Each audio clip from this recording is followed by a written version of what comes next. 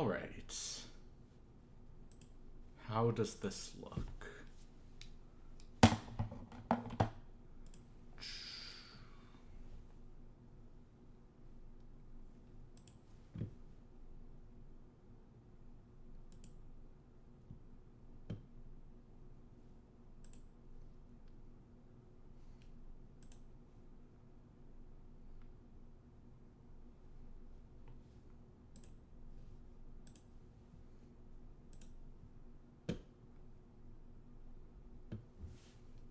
Oh, crap. Are we actually on?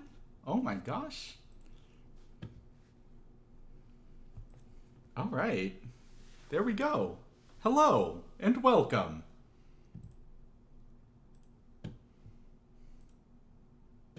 Yeah. Cool. We are good. Oh, crap. Are we actually... Cool. How y'all doing?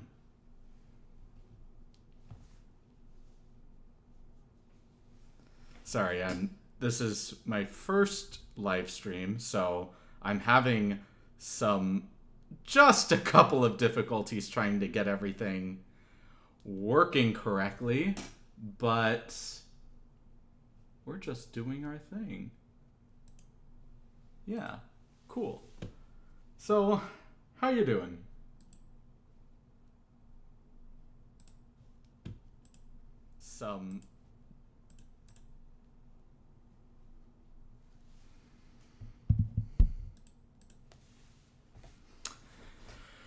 Okay.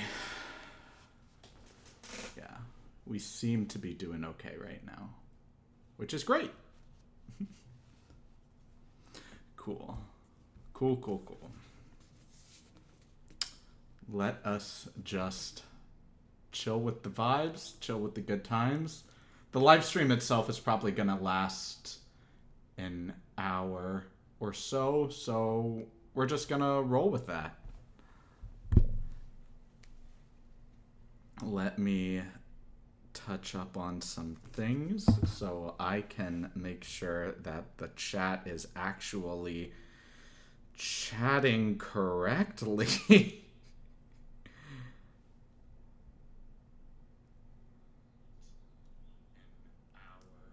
All right. There we go. All right. So any questions, comments, concerns? Anything along those natures? Any ideas? Just talk to me about things. I am very interested to hear more about you guys, more about your lives, your philosophies on it, your whatever, your take on music. Let me know about those things. Anything that you guys want to talk about, I'm here for.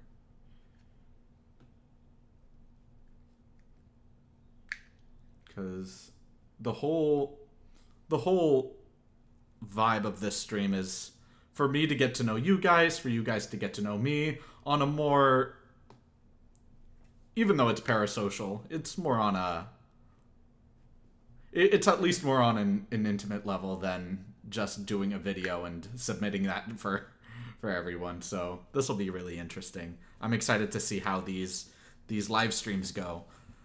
So I'm just excited to see how it goes. Also, if you can't tell, I often repeat myself a lot. It helps me solidify the things that I just said. So I apologize. I usually take them out of videos, but and just keep and maintain one train of thought. But my brain is constantly going and firing off of a lot of different detours and a lot of different ideas conceptually. And I might not even agree with everything that I talk about. I just kind of vocalize it in order for me to conceptualize it in a way that feels much more real. So, so if I say something, just know that it's not, this is the core pith of my being. Just know that it's more of me exploring the thoughts, understanding as much of the subtext of that idea as I can, and knowing that all of my opinions are malleable. Maybe not so much of my character and my core values, virtues, and philosophies, but definitely my opinions are heavily malleable.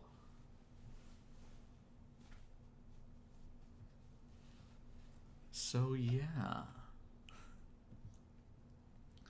And when there's some downtime, I might just do a little singing, do a little beatboxing. Not so much to show off or anything like that. I really don't like standing out that much.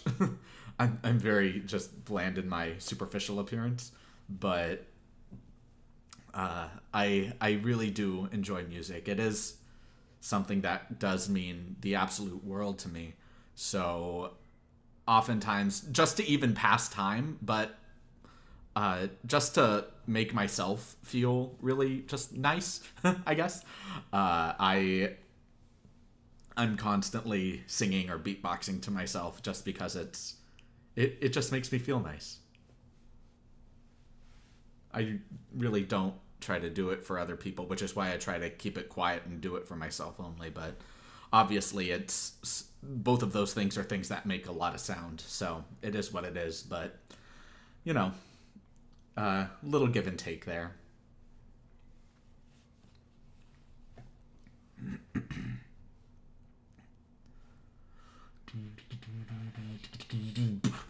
Everybody, can you feel the?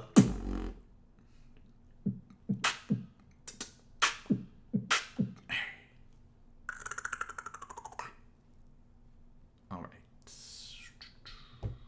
Okay. Yeah, we are looking pretty good right now. We have 4 people.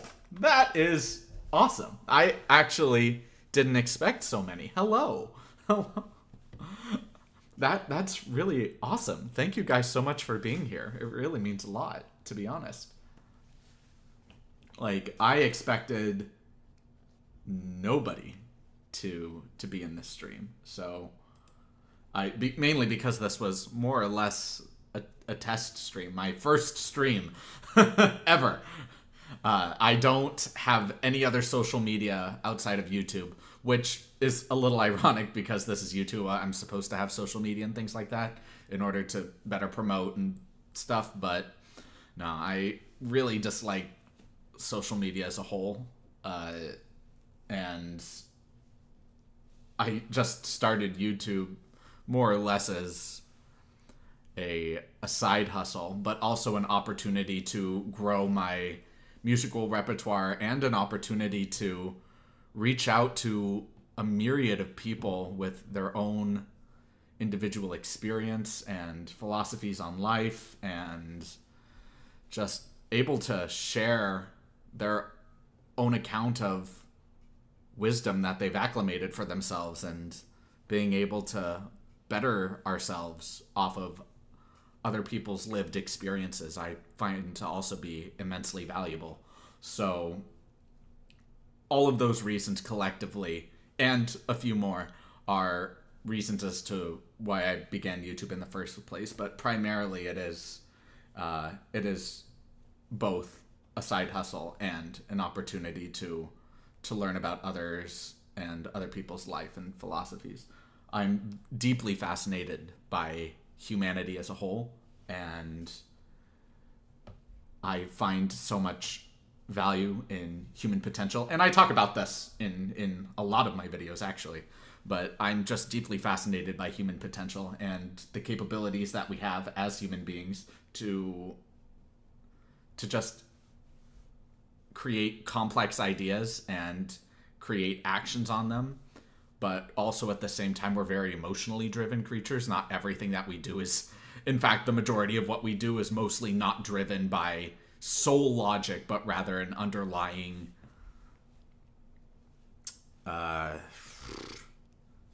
just emotional motivation, if you will. So I'm just deeply curious as to what drives people. What's the motivation behind their actions? What are the pitfalls and detriments to those motivations, and what constitutes a strong drive because I've heard many different takes on what motivation is, and I think one that resonates a lot with my own philosophy on life is, or my own general philosophy on life rather, is motivation is not something you should depend on. It's very fleeting. It is inconsistent, where where motivation is primarily fueled by emotion, and since emotion is constantly fluctuating, it's really nice to be able to have something that you can more reliably depend on, something like a routine or a daily ritual, something that you know that you just do habitually and instinctively.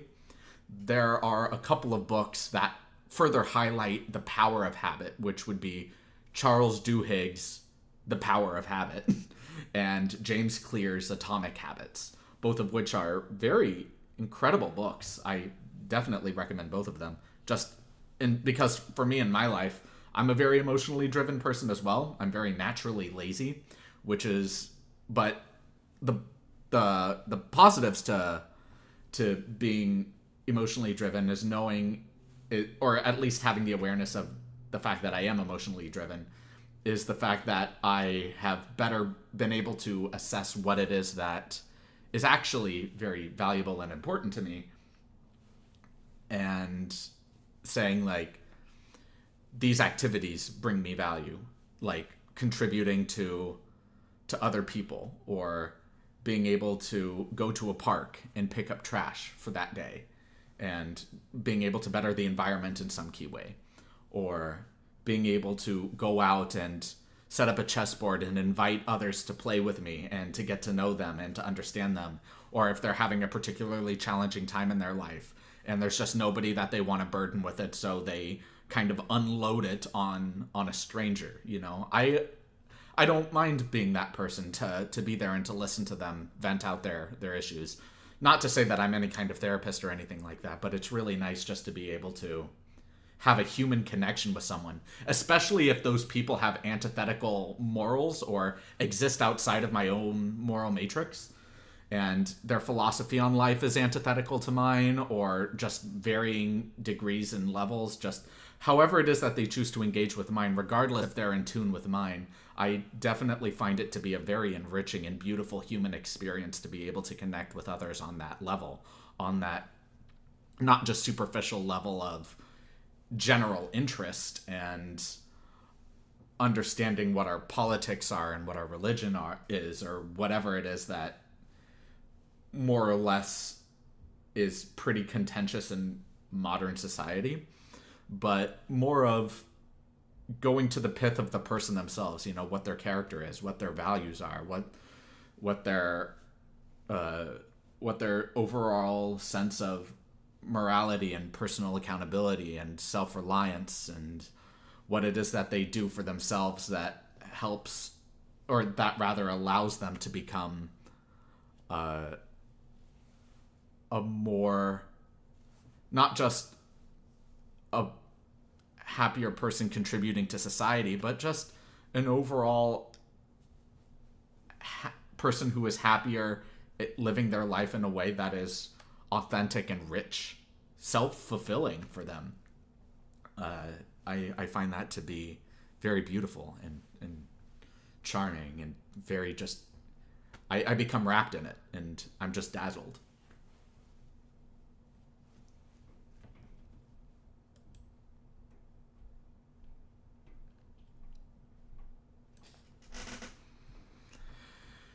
Yeah. So let me see some things.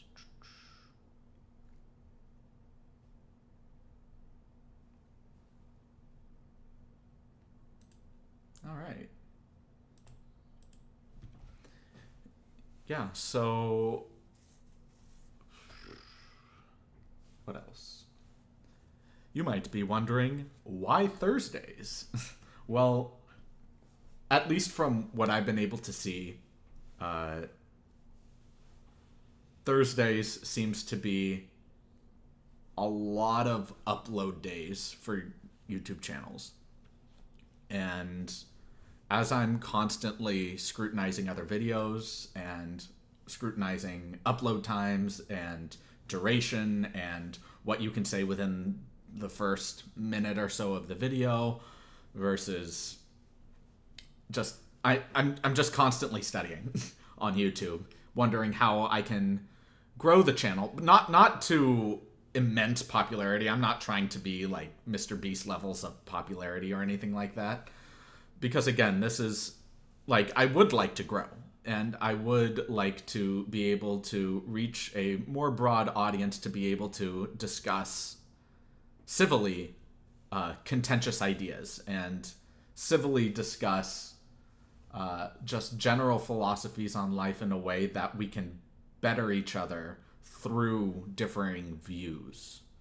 And that's ultimately the goal of what not just these live streams are, but the goal of when I share opinions on specific videos, especially videos on like where you have a particular artist or group of people that, or group of artists rather, that have a fan base that is so vehemently attached to them. I find that sharing opinions with those communities can be rather difficult, because any comment, especially if it's criticism, but also especially even if it's praise, can come, if the praise isn't within a certain range of the spectrum of which you can like a particular artist, then it will still be met with severe criticism, which I find to be expected, because I know that a lot of people associate their self-image with either artists or bands, and saying, you know, I'm a part of an elite group of people that recognize the best when they see it, kind of thing, or that recognize true art when we see it.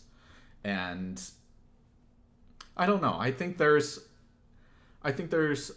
a certain amount of unfettered arrogance or temerity to that, but not to say that that's inherently a bad thing, but it's more of the fact that it is unfettered and going unchecked. You know, I think arrogance in and of itself can prove to be quite a useful tool. Like, as I constantly observe human beings and human nature, something that I recognize a lot of is just generally, more often than not, we act in our own self-interest. At least more developed societies, individuals within developed societies do.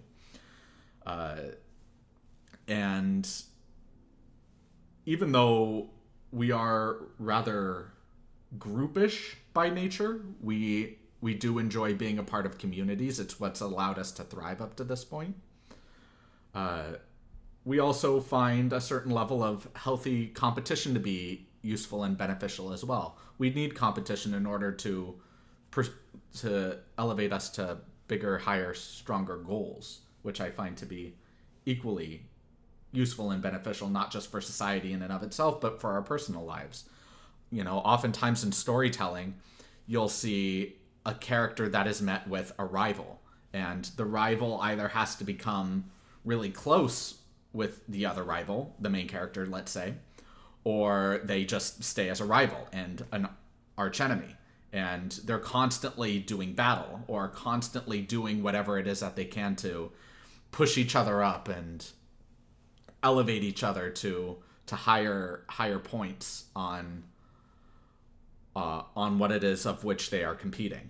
So it really is a beautiful thing having a rival. And if you don't have a rival, then maybe having a mentor. You know, as a part of the hero's journey, there's the call to action, and then the mentor, the coach, the one that actually develops the young hero to venture out into the world and to conquer the villain. So it's So to have healthy challenge, I find to be extraordinarily beautiful.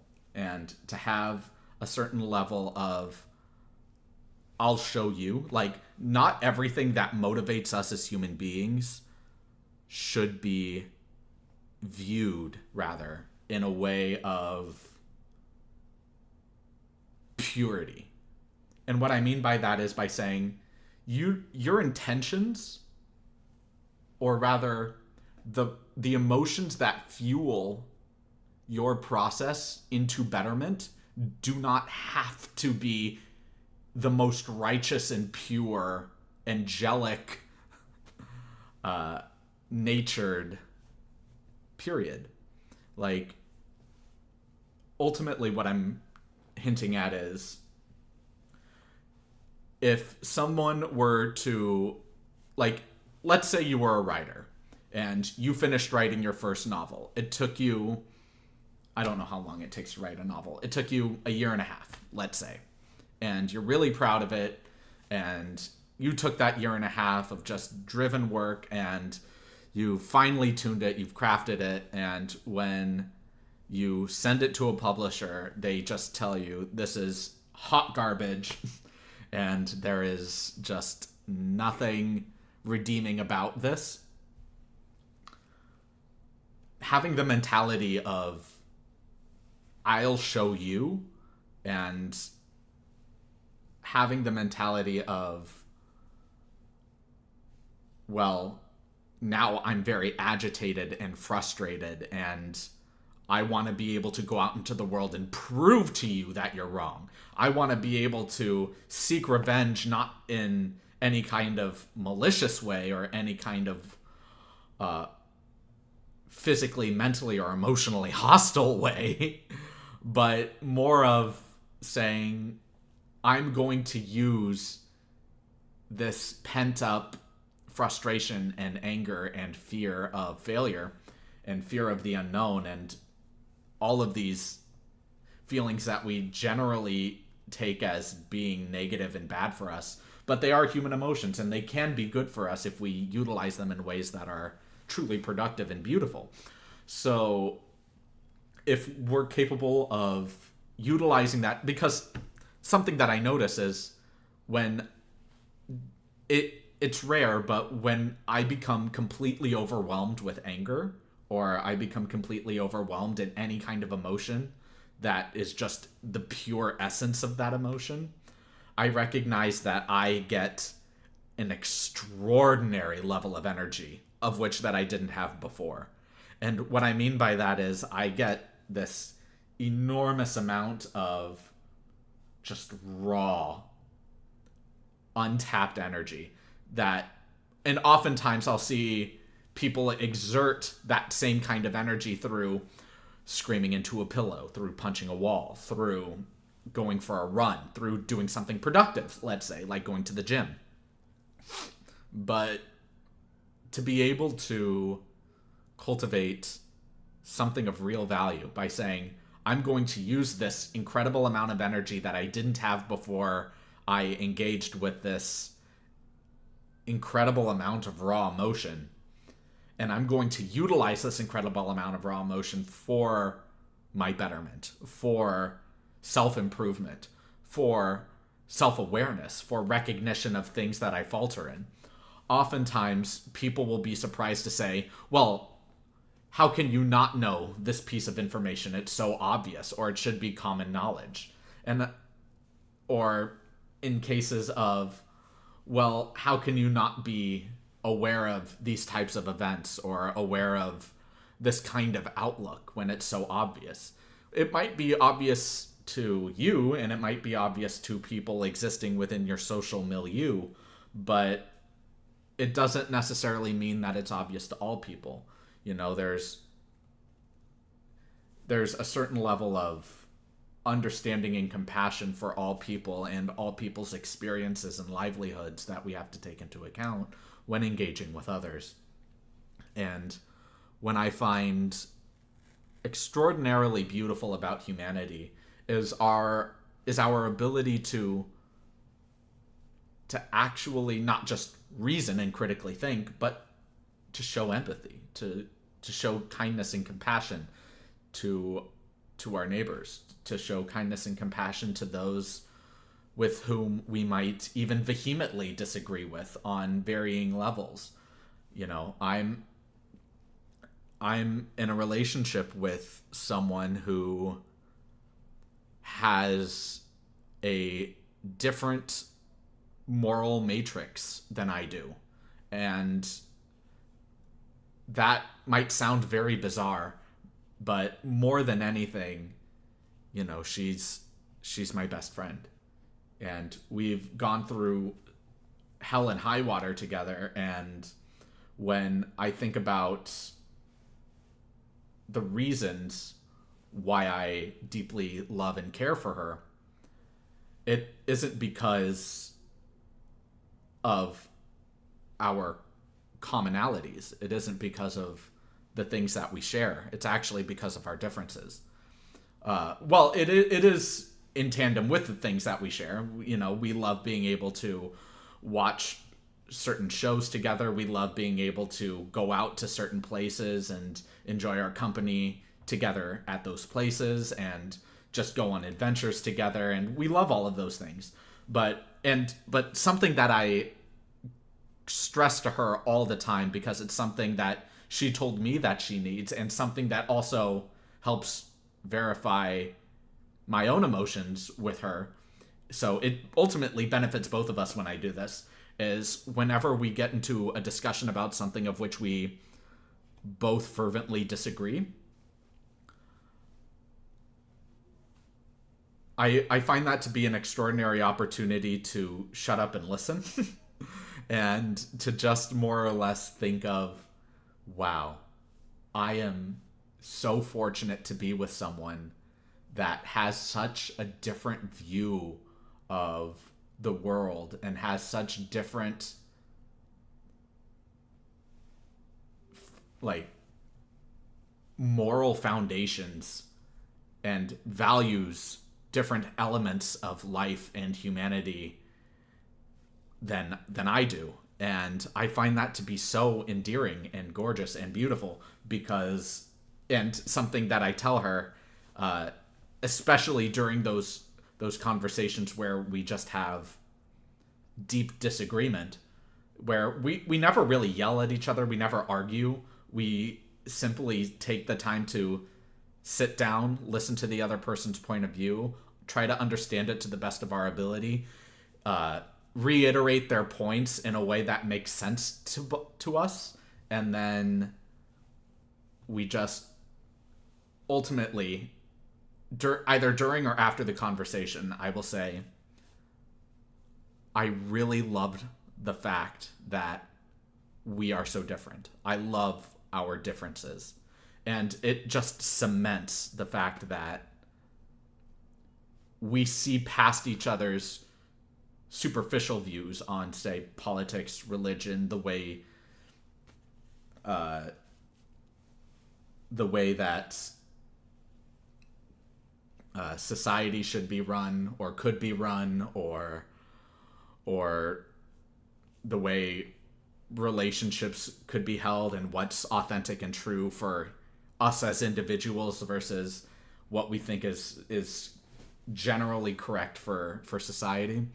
But none of that ultimately, not like it doesn't matter, but it doesn't hold true value to us, because we recognize the kind of people that we are, where I am definitely someone who is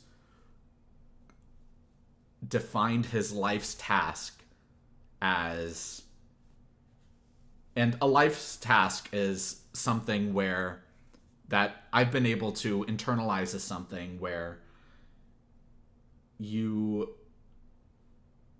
it's a task of which will never be completed. It's something you can always make progress in, something that you can always make strides in, but something that will never ultimately be obtained.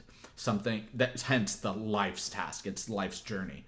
So what I've defined to, and I was able to come to that internalization of that thanks to Viktor Frankl's book, Man's Search for Meaning. Incredible book, heavily recommended.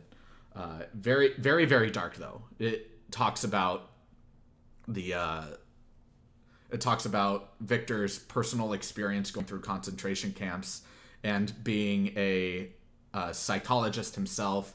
He talks about just the general understandings of the workings of the brain on an individual level, but also tampering a little bit into philosophy and understanding what it is that can drive us to be better. So the whole point of this detour was to say we are exceptionally beautiful people, and to say that my personal life's task is to constantly be the best version of myself, the highest version of myself. To say that I, as someone who is by nature pretty selfish and lazy, I want to be able to say that I am selfless more often. I want to be able to say that I am productive, not just in terms of my own action in terms of bettering myself, but I want to say that I'm productive towards society. I want to say that I am productive towards bettering other people's lives, bettering the environment around me. If I see someone at a pop-up stand who uses that pop-up stand as their living and they're not getting any business, I want to be able to go over to them and immediately turn their day around in 15 seconds. That's something that my grandfather did, who is a huge inspiration in my life, was able to do. And it just comes down to the point of, what is it that you ultimately want for yourself? I would love to be able to show unconditional positive regard towards all people. That's why I don't believe in putting anybody on a pedestal or putting anyone beneath me. It's the idea of treating the CEO as you would treat the janitor. Or the janitor as you would the CEO, but the meaning is the same. It's the idea that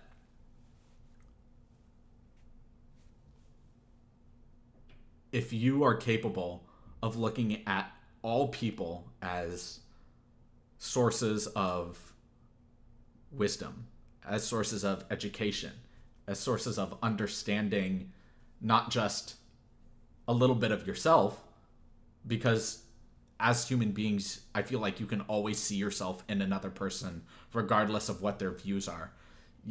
It's being able to show compassion and empathy is one thing, but also being able to show pragmatism and doing so without sacrificing integrity, like self-integrity and character. I find that to be extraordinarily difficult. Often I find myself presented with the opportunity to sacrifice a bit of my own integrity for momentary pleasures in just general society. And when I think I could better be using my time to be productive in this regard, instead I might just say, nah, I worked hard enough today, I'm going to take it easy. Or another instance of that might be, I just really want to drive myself to be the highest version of myself that I can be, show unconditional positive regard, and go out into the world and engage with people in a way that is truly beautiful, truly understanding. And my definition of compassion is telling people what they need to hear, not what they want to hear, especially if it's to a friend, and I'm probably going to talk about this more in future live streams, but the way that I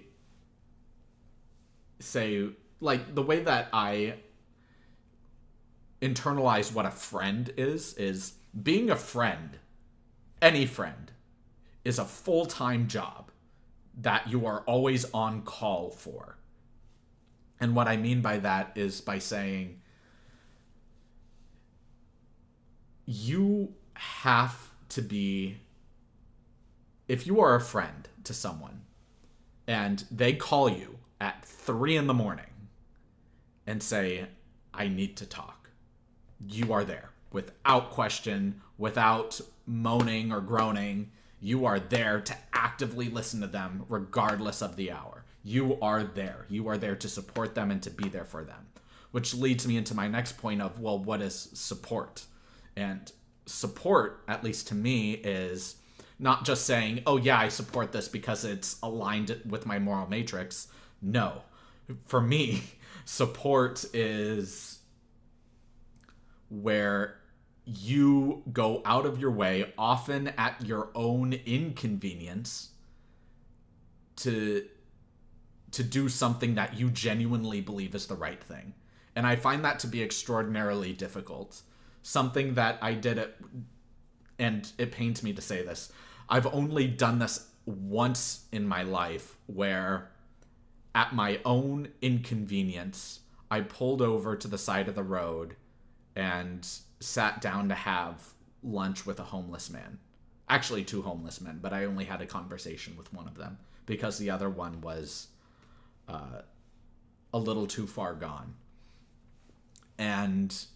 But I bought lunch for both of them, and it was a very beautiful encounter. I understood how he became homeless, the whole situation he was in, and how he just never lost hope, and how he's constantly striving to be better, and how he's more in tune with his personal sense of happiness, how it doesn't take much to make him happy.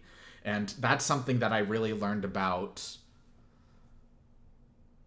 the beauty of not homelessness, but there is a humility in homelessness. There is a humbling factor that allows you to recognize the real privilege we have as people that are sheltered and not homeless. And I say sheltered not in terms of preserved, but just sheltered in terms of having a place to live. That's not the streets. But yeah, when I had lunch with that person, he was such a beautiful soul.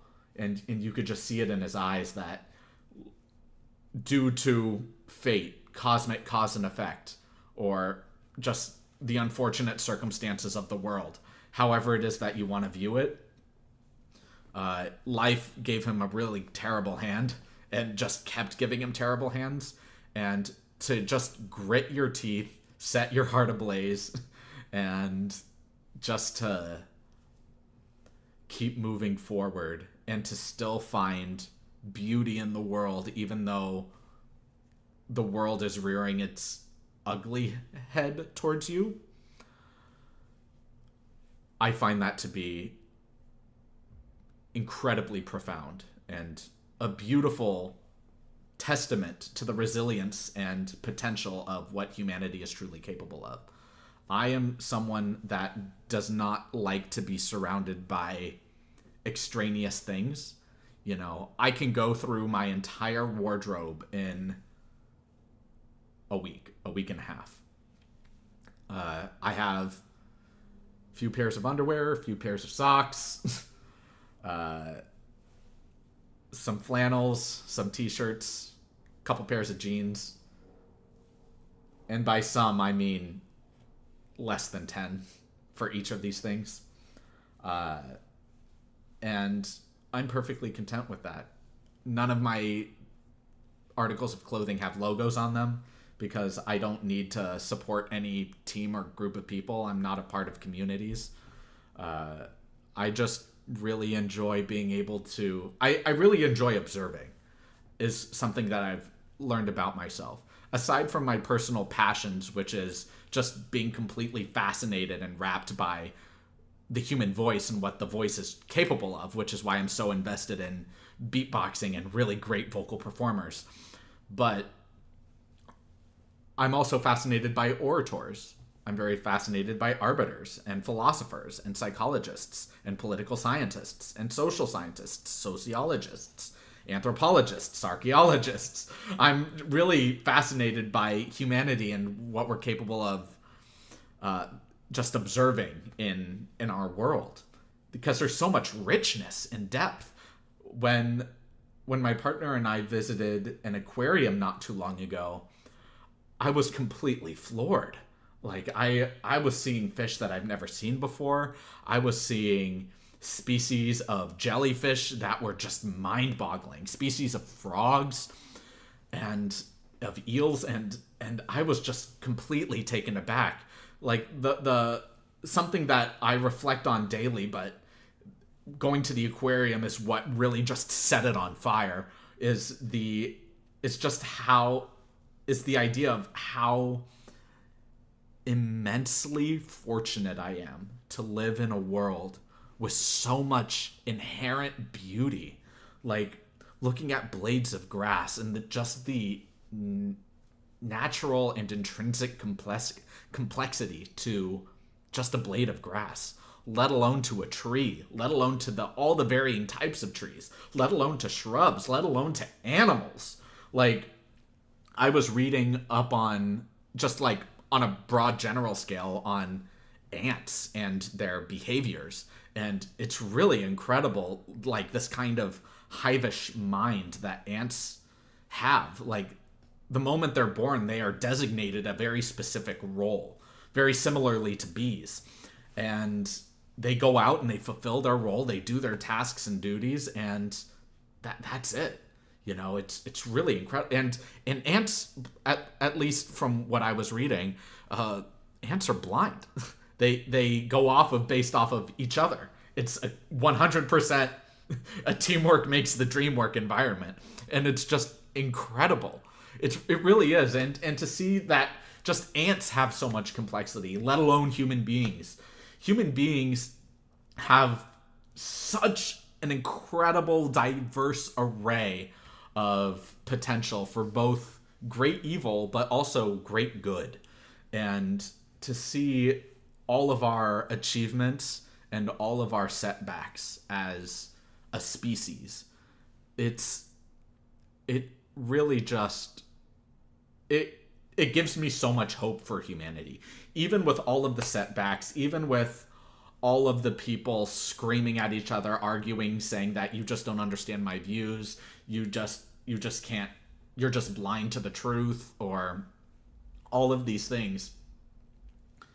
You know, I find an extraordinary amount of faith and goodness within humanity, because at the end of the day, I feel like the majority of us genuinely do want not just to live happily in our own self-interest, but genuinely want others to live happily next to us. And I feel like the pith of many life philosophies kind of encompasses that overall feeling of, I would like the world around me as well as myself to exist in a way that feels very genuine, authentic, natural, intuitive, while also combining elements of pragmatism and emotional competency within that. So that's my hot take.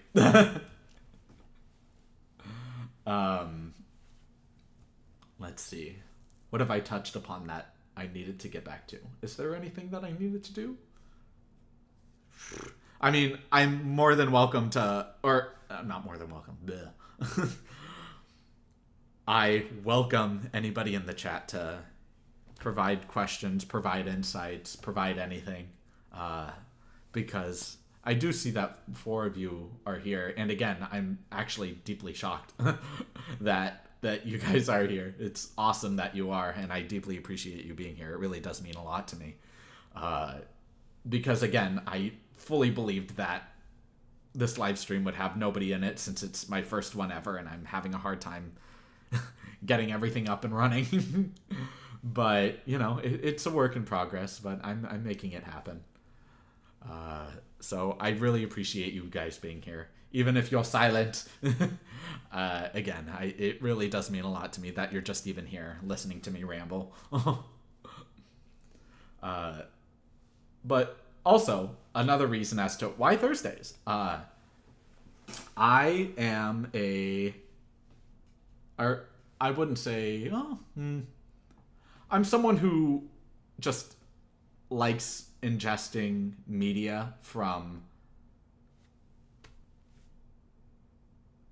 or rather, how do I phrase this? This is really difficult. For lack of a better phrase, I'm I'm just someone who enjoys fresh baked Disney.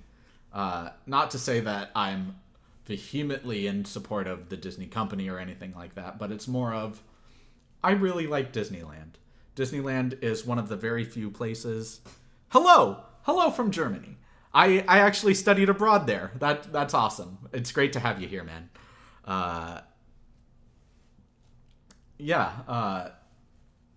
But and thank you for your insightful thoughts. Much appreciated. Yeah, of course, dude. I'm like I really appreciate you being here, and thank you for the compliment. I honestly, all I can do in this world is my best. I can only do my best. And if I'm able to extend a hand out to any one person and provide some sense of utility to them in any way, then I feel like I've done my job well. So I really appreciate you saying that. It really does mean a lot to me. Truly. Thank you. What was I talking about? Right, Disney. Right. Growing up, both of my parents also have antithetical moral matrices. And, like, just to give an example, my father was raised Catholic and my mother was raised Jewish. So growing up, I had both.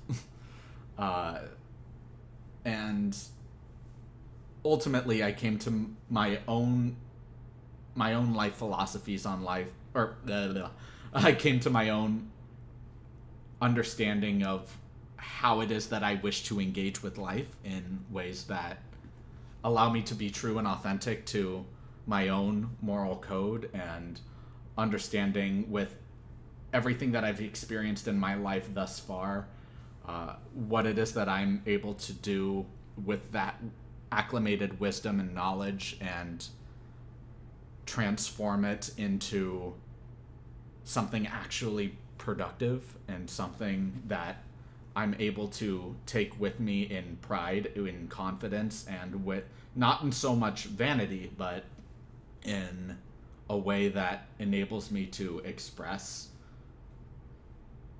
what it is that I feel is necessary to express. Like, true gratitude for the fact that, I'm very fortunate not just to be living in such a rich and diverse world, but I'm very fortunate to be able to be living alone right now. That's a luxury that not many people have, especially where I live. There's the opportunity to live in an area where there is no war. I'm not being rained on by bombs. I'm not witnessing humanity's darkest potentials in front of me. I have a great deal of respect for people that join the military, mainly because you are making the decision to not just confront your own darkness, which is already an extremely challenging and arduous task, that the majority of people that I've met in my life are just completely incapable of doing, but you're marching right into humanity's darkness, and that would be so overwhelming for me. Like, that's just terrifying.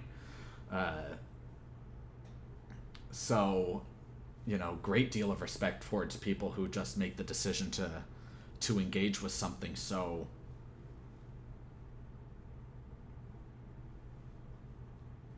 terrifying. So in that way, I'm excruciatingly grateful to be in a place of peace, protected by those people. Another thing that I'm just deeply grateful for is I have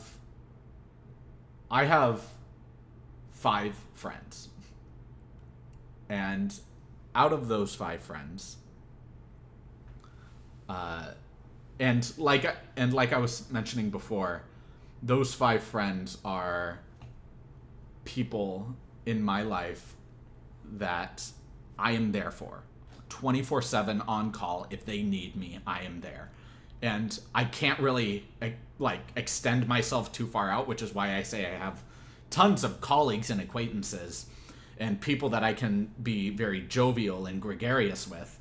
But in terms of a friend is someone who sees past my eccentricities, who sees past my superficial outlook on subjective things or my opinions on things. These are people that have seen my character in action. These are people that know what it is that I'm trying to do, even if I falter, even if I'm flawed, even if my views are contentious with their own worldview. They see past that. They recognize the value of me broadening my educational environment into authors that can be labeled very contentious, but also they recognize the fact that my life's task is something that they find attractive. And hello, I just got a message saying hi. Hello. It's really great to have you here. I appreciate you being here. It does mean a lot to me. Thank you. But yeah, it's like, out of these 5 friends, these 5 people are extremely diverse from each other. They come from different nationalities. They come from different trains of thought. Their moral matrices, some of them are aligned, some of them aren't. And ultimately, they each contribute something of true value that help better shape me into being a more well-balanced, well-rounded person. And I find that to be the most crucial. Originally, when I had first met them, all of them, because all of these people, in order to become a friend of mine, and I view all people as capable of being a friend, but it does take a very long time to become my friend. So if you're willing to put in the effort, then you'll receive dividends for that. But no, these people are people that I've known for. My earliest friend is now 5 years into being my friend, and he is the most recent friend that I've made.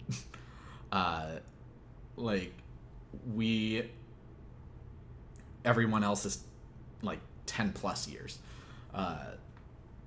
So it comes to the point of, we all view the world differently. We all engage with the world differently. For me, I think of myself more as a process-oriented person. I try to focus on creating rituals and habits that are ultimately productive. You guys have probably seen my whiteboards. And I have more whiteboards around my room as well. And I'm probably going to get more, to be honest. Because these whiteboards don't even contain a quarter of everything that I want to have written down that I'm constantly surrounded by. Like I said, I'm a pretty minimalist type of person.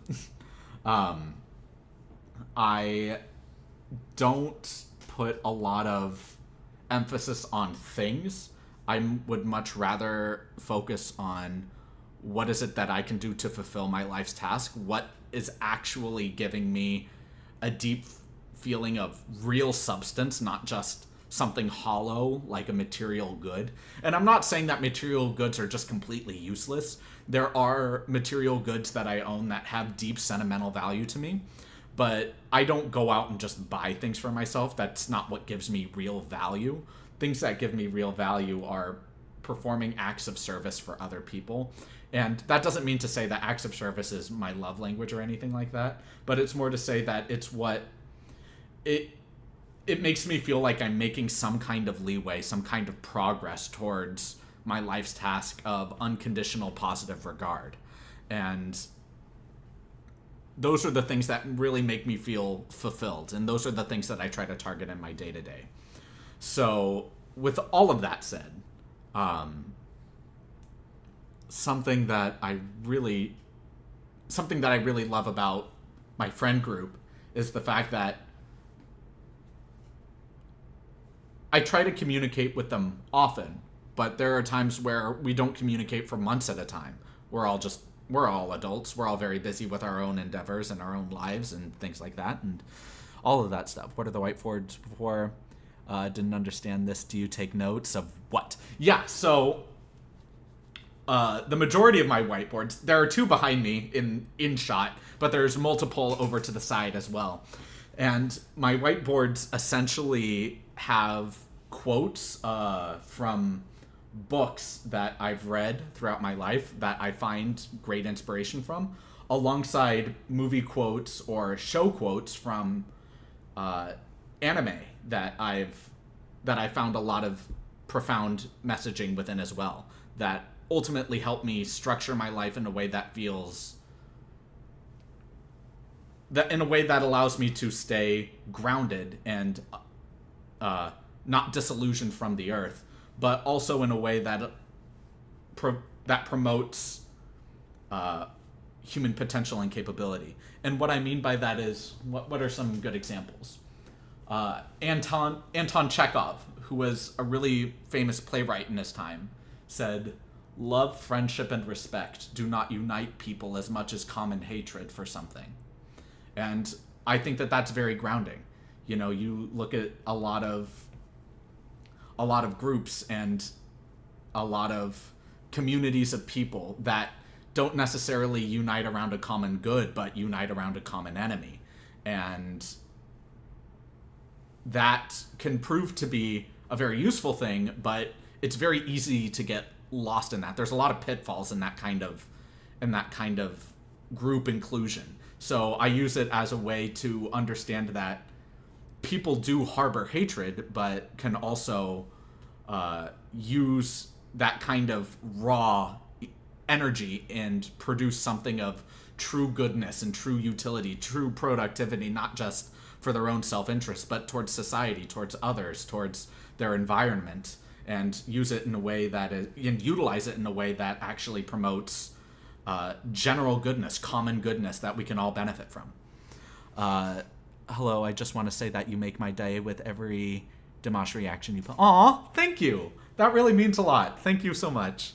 I really appreciate that, honestly. Dimash has been a very contentious figure on this channel, so I really deeply appreciate you taking the time to say that. And I definitely have my own views and opinions about Dimash, but I very much love him as an artist, and he's really incredible. So thank you so much for being here and sharing your thoughts with me. That really does mean a lot to me. I understand. I use Post-its for important things, but simply overlook them. Perhaps we should try one. I mean, yeah, man. Sorry, my vision is horrible. Violet.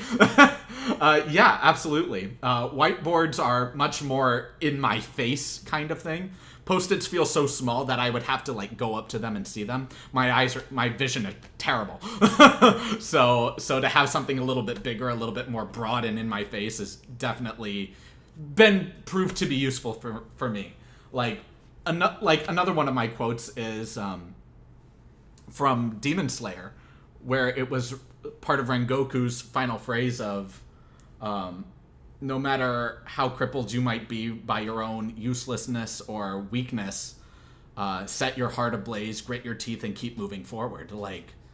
There's just something so raw and so powerful about that. It's just so beautiful, and it really connects me to every time that I feel like I just don't want to work out today, or I just don't want to study Japanese because that's the language I'm currently learning, or I just don't want to get certain chores done, and I would much rather just sit down, play a video game or sit down and just read a book that I would rather be doing instead of focusing on developing these skills in other areas of my life that I would love to take with me. It comes to the point of, no, these things are a part of your habits because they actually generate a good for you that you want to take with you into the world. Like for me, one of my biggest callings in the world is to go out into the world and experience it. I take a great inspiration from another channel, another YouTuber called A Goodwin TV, or Alex Goodwin. And he is living my freaking fantasy, even though he's extremely extroverted and I'm very much introverted. But a part of my life's task is to go around the world, engage with all types of people from all different cultures and mindsets and different communal understandings as to what it means to contribute to the greater whole and what it means to hold on to specific aspects of autonomy.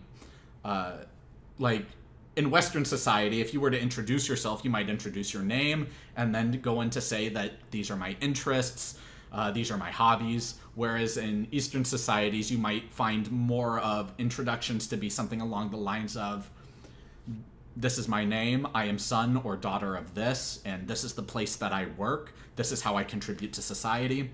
And it's much more community-based in comparison to Western society, which is much more autonomy-focused.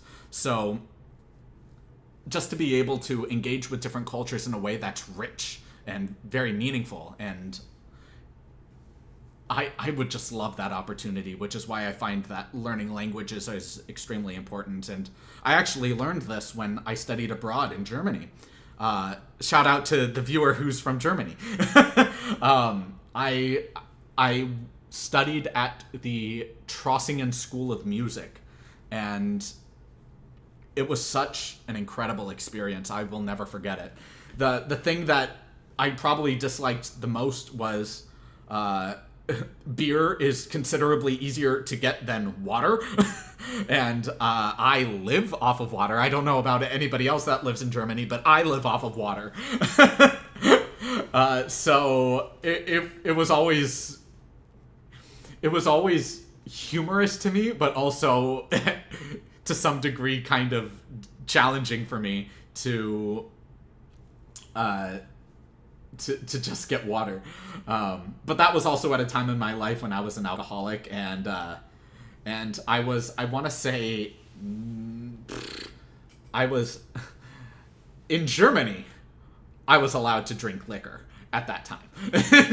So I did. So, but very fortunately, I was able to get out of that really negative time in my life. So, and I was able to better develop myself into more habitual structures that enabled me to produce something of real value. In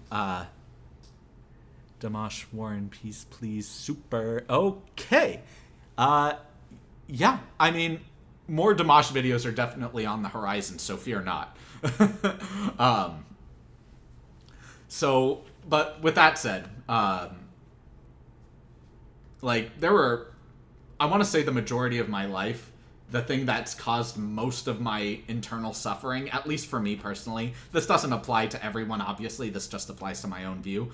And again, everything that I say on this channel is just my own opinion. It's everything that I've accumulated through my life and have molded into my current worldview, my current opinions, and, like, there's no need to be so hostile against it. So, things are always subject to change. And as a matter of fact, one of the things on my whiteboards is from author Elbert Hubbard, who had said so he had written an article one day and published it in, I believe it was either in one of his books or a newspaper.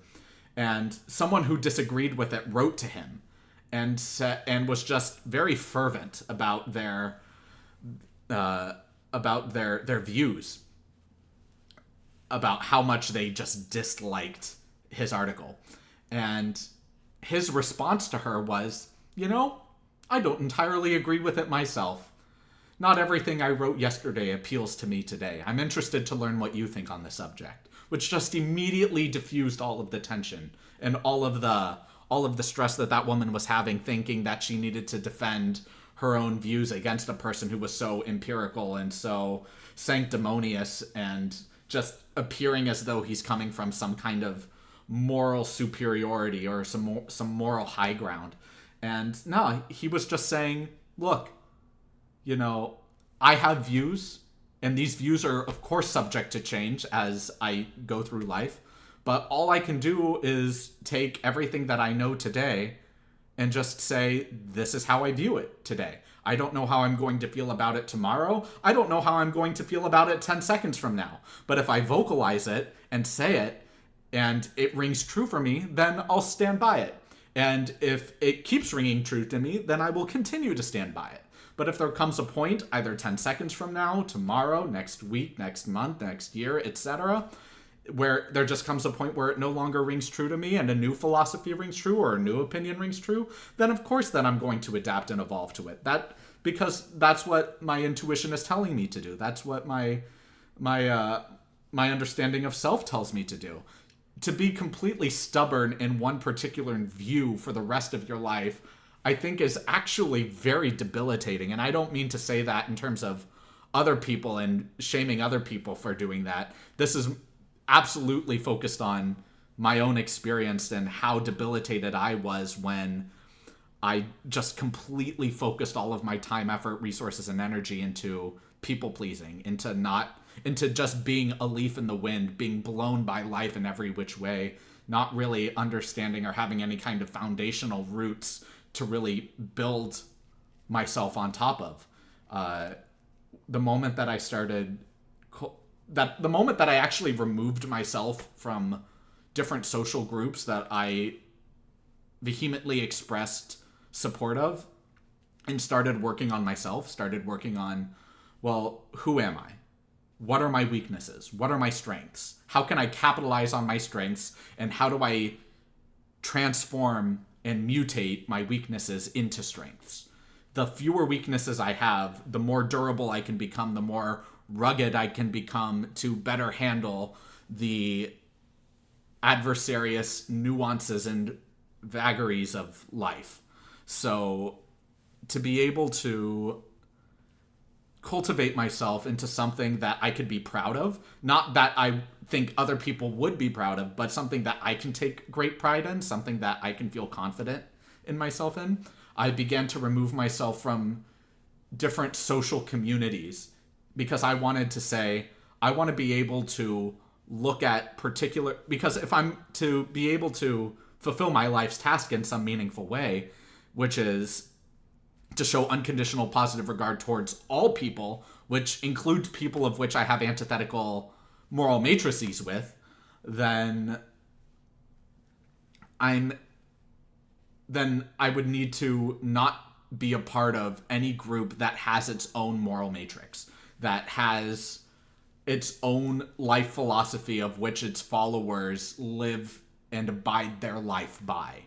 And when I removed myself from those groups in order to be able to view things from an outsider's perspective and to view the world in a way that is as unbiased as possible, to be completely unbiased, I think, as possible. We're all human beings. We all have our own perceptions of the world. We all have our own view of, we all have our own opinions and things like that. So I think it's actually impossible to be 100% completely unbiased, but to make the greatest effort possible to view situations in a way that allows all people who are involved in a certain issue an equal opportunity to share their thoughts and express their concerns and positive regard towards a particular issue.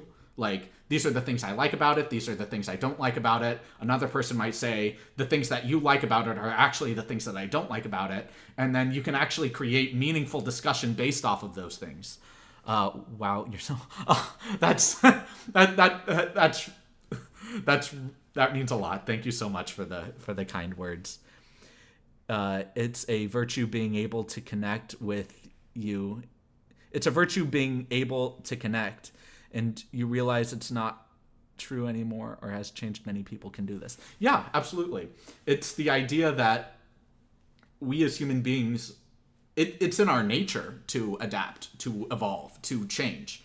And with that being said, something that I've not only read in a myriad of different books, but just something that I came to as a general conclusion on humanity as a whole is, it doesn't matter what culture you're from, it doesn't matter what your outlook on life is. I feel like the majority of human beings have a fear of the unknown. And I don't mean to say fear as in we cower from it, but more of fear as in there is a certain regard of fear. And what is courage? Courage is not the absence of fear, but it is acknowledging the fact you harbor fear and engage with the thing that you're fearful of anyway. You know, when we think of soldiers having courage and having valor, you know, it's not like they're not terrified storming the beaches of Normandy. They're absolutely terrified. But it's the fact they're going in to do so anyway, you know. And I'm not including things like the draft and people being forced to be put in there. I'm talking about soldiers who enter in voluntarily and people who genuinely have virtues and values that go beyond their own intuitive fears about something. And this doesn't just appeal to war. This is about anything. And being able to just say, I recognize that there is a tremendous amount of fear in this particular situation, and it's my responsibility in order to get what it is that I ultimately want to overcome this level of fear, this level of darkness that I'm engaging with.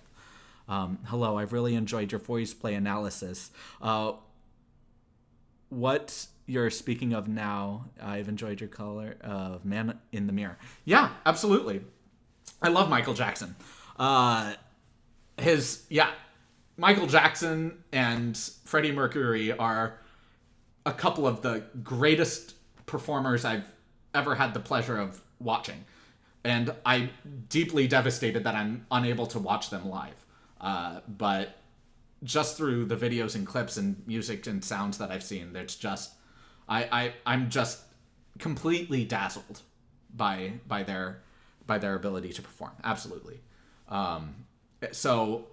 But that being said, music, like there are days where it might appear as though I'm not posting. I am posting every day.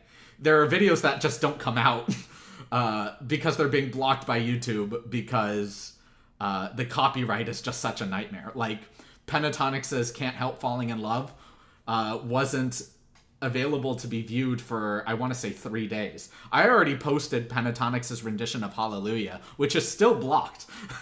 And it just depends when they're going to be able to make it public. And even now, I'm not able to monetize those videos. So there are actually a ton of videos that I'm not able to monetize on this channel. But something that I said that if I were to make a reaction channel, because I really enjoy reaction content too, is I was so tired of people just going through the entire reaction and stopping every 5 seconds to give me mindless commentary just so they won't get copyright. And by mindless commentary, I'm like, wow, he's wearing a red shirt. And I'm like, yeah, no shit. And I'm like, what is it that I want to do with my own reaction channel that's different? Well, the first thing is I want to do the reaction, the full reaction to something. Then I want to actually be able to provide an analysis to it. The reason that I started in music is because I was a musician. It's something that I was trained to do. I can provide real insight on that. But also something that I have a deep passion in is human psychology, philosophy. I would love to be able to react to anime because anime is all about targeted messaging about philosophy on life. Characters embody very specific traits. They're not as nuanced as human beings. They're not as complex as human beings, but they embody very specific traits that allow us to connect much more easily to them in a short period of time because they are pure essences or pure piths of certain character traits that we admire in people. Like in Demon Slayer, Tanjiro is an extremely, extremely righteous character. Everything he does is just incredibly noble and virtuous. But he is also very socially naive. And we don't view that but we excuse that eccentricity because of his righteousness. Very similar to Zenitsu, who's a deeply compassionate and caring human being, but his eccentricity is just being extremely intense about women and his connection to them. But we know what his real character is because we've seen, even in times where he is awake, he does come to the defense of people he cares for and people that he wants to protect. So it's a very beautiful thing. You unfortunately need to blur Pentatonics videos or put a filter on it. We're all annoyed by this. Yeah, honestly, I feel like I have to come to that point. And honestly, I really don't want to do that.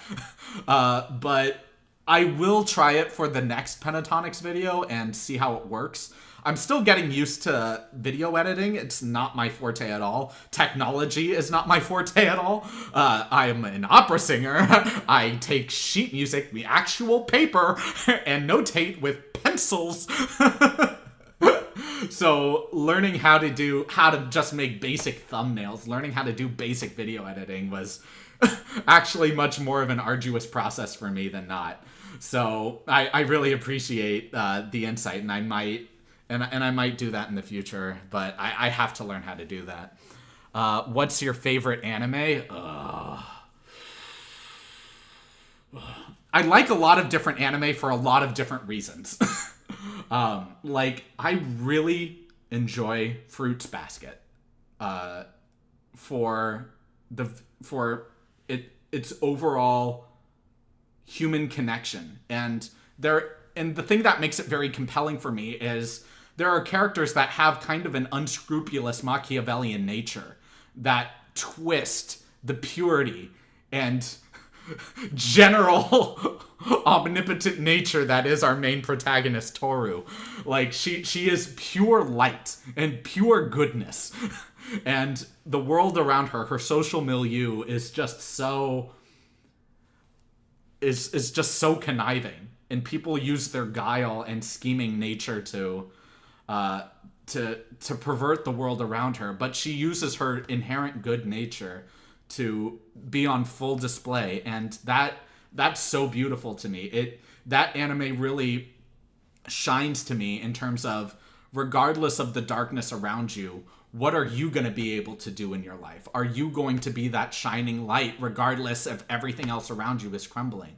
You know, like I mentioned earlier with my with the people in my life that I've met that were homeless.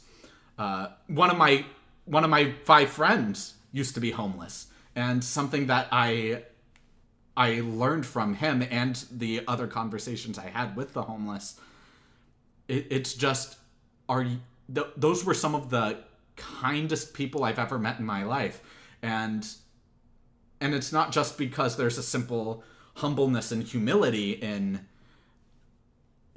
homelessness, which there is, but that's not the point. It's to recognize that even when your entire world has crumbled around you and you are in a horrible situation, you can still take it upon yourself to be the light that you want to see in the world, regardless of how terrible your situation is.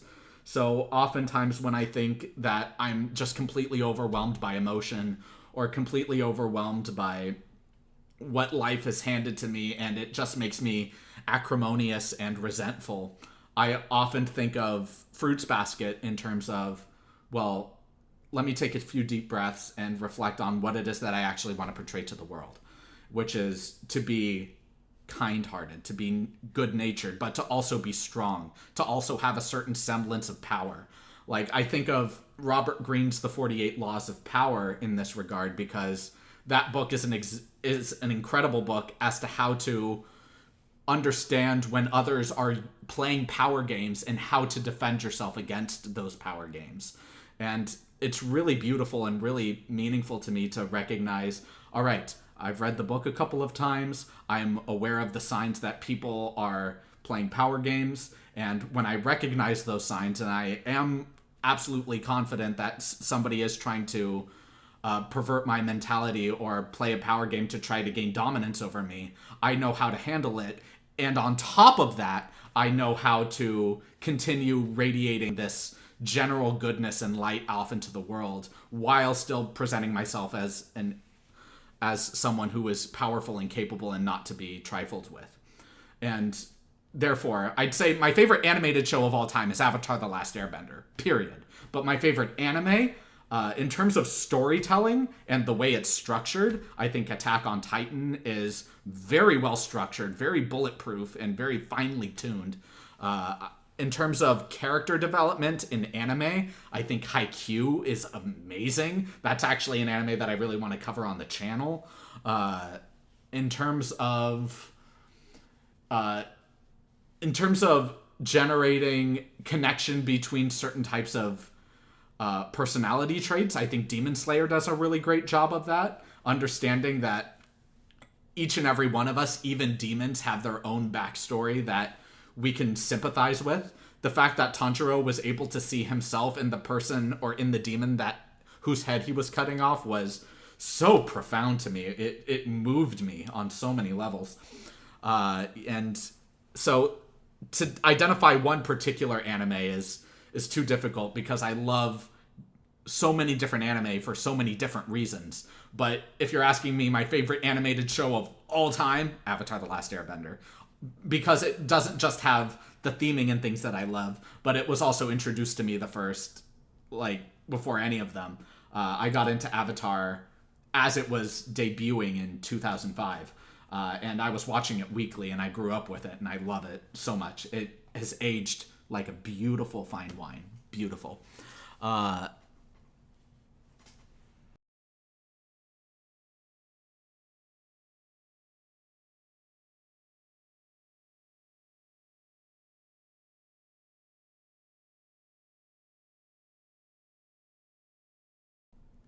All right, sorry, my mic cut out there really quick.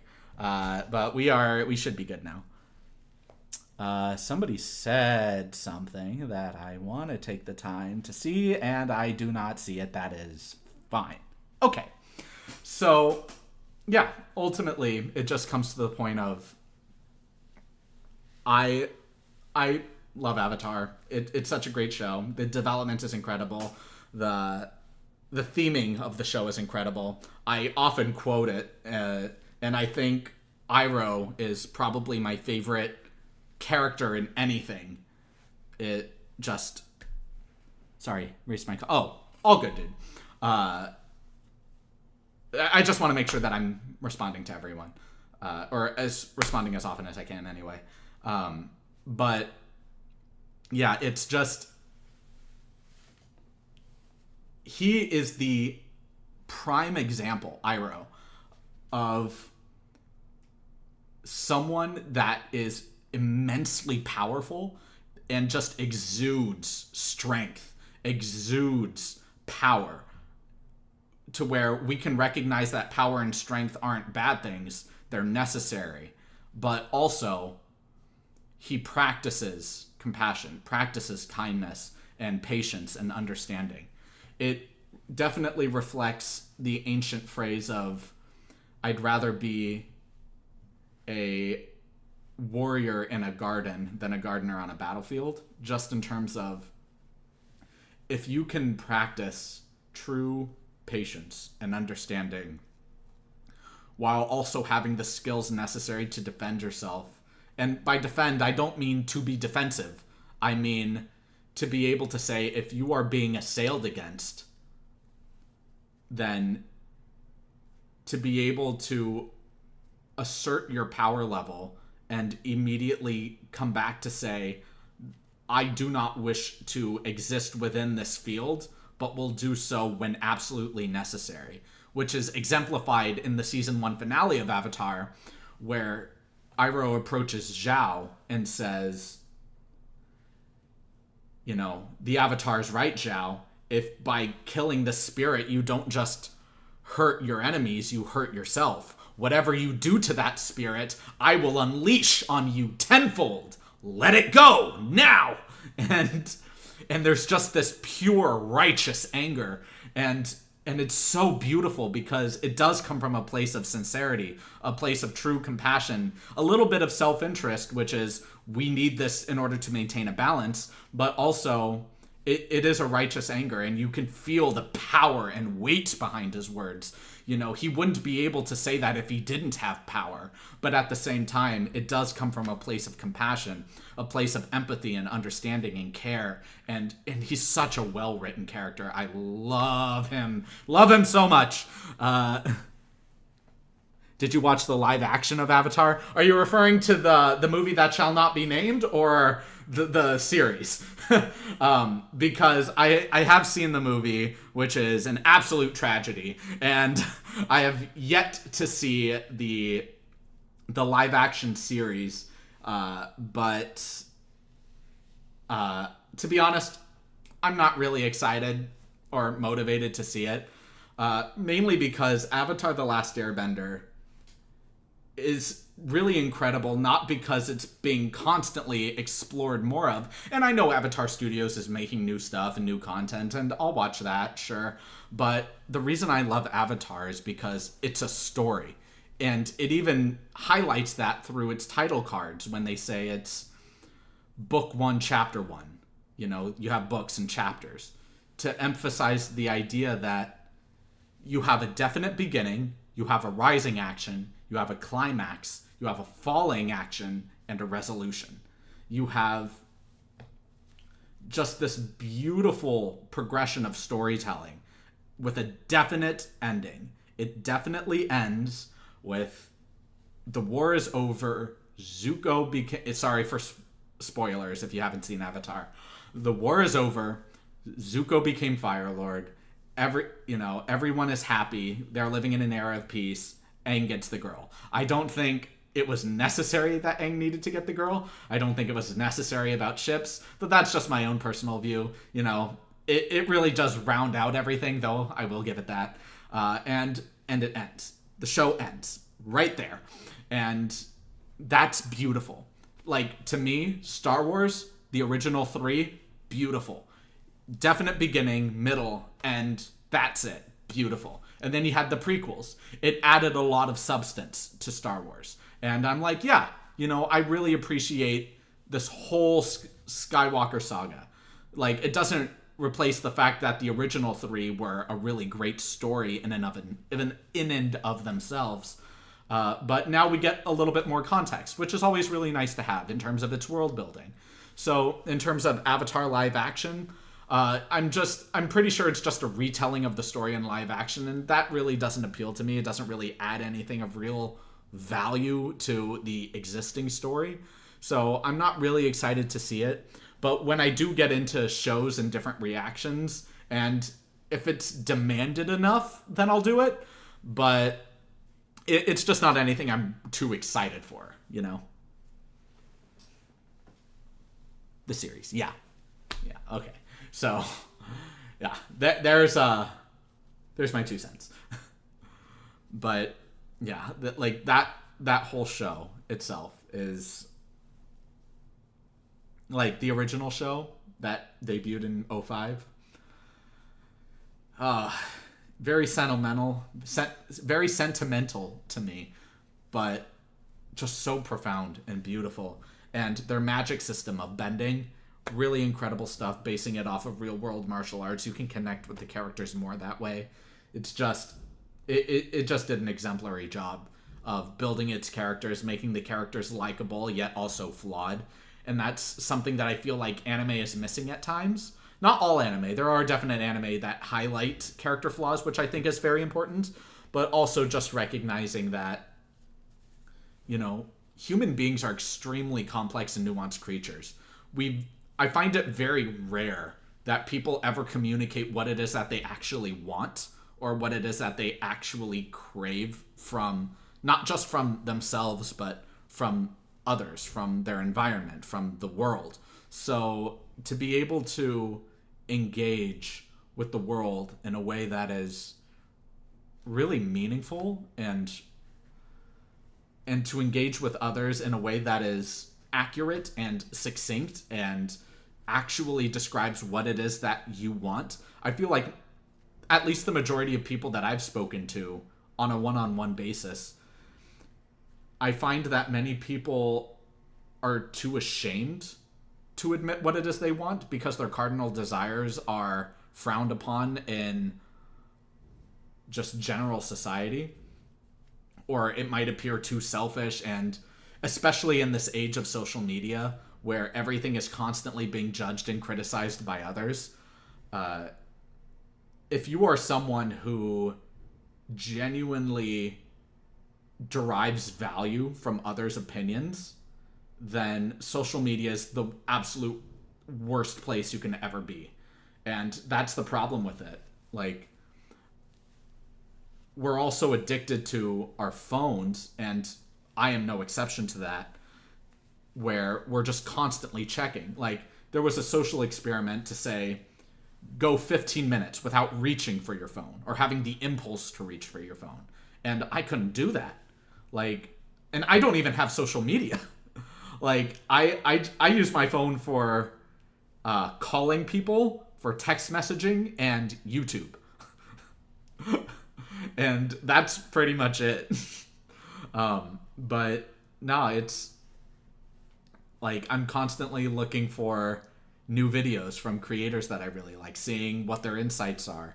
I love being able to engage with new ideas, new philosophies that might sound really bizarre to me at first. Something, especially things that I intuitively bristle at.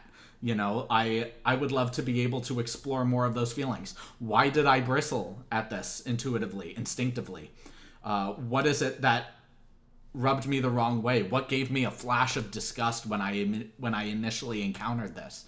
And is it because it's based off of a strength of mine, an insecurity of mine, a weakness perhaps? And if so, how can I address the larger issue at hand, which is I became overwhelmed by emotion in one moment. Even if I might not have physically displayed it, I felt it internally, and that's enough to warrant self-reflection, to warrant general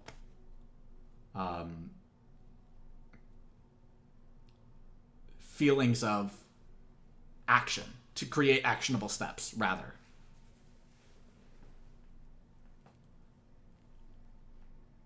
You don't have... Hold on. Sorry. The text is too small. I have to read. You don't have SM. Wow. Good for you. Late to the party. Greetings from Central Cal. Central California is beautiful because it's just agriculture and farmland, at least from when I was driving through there.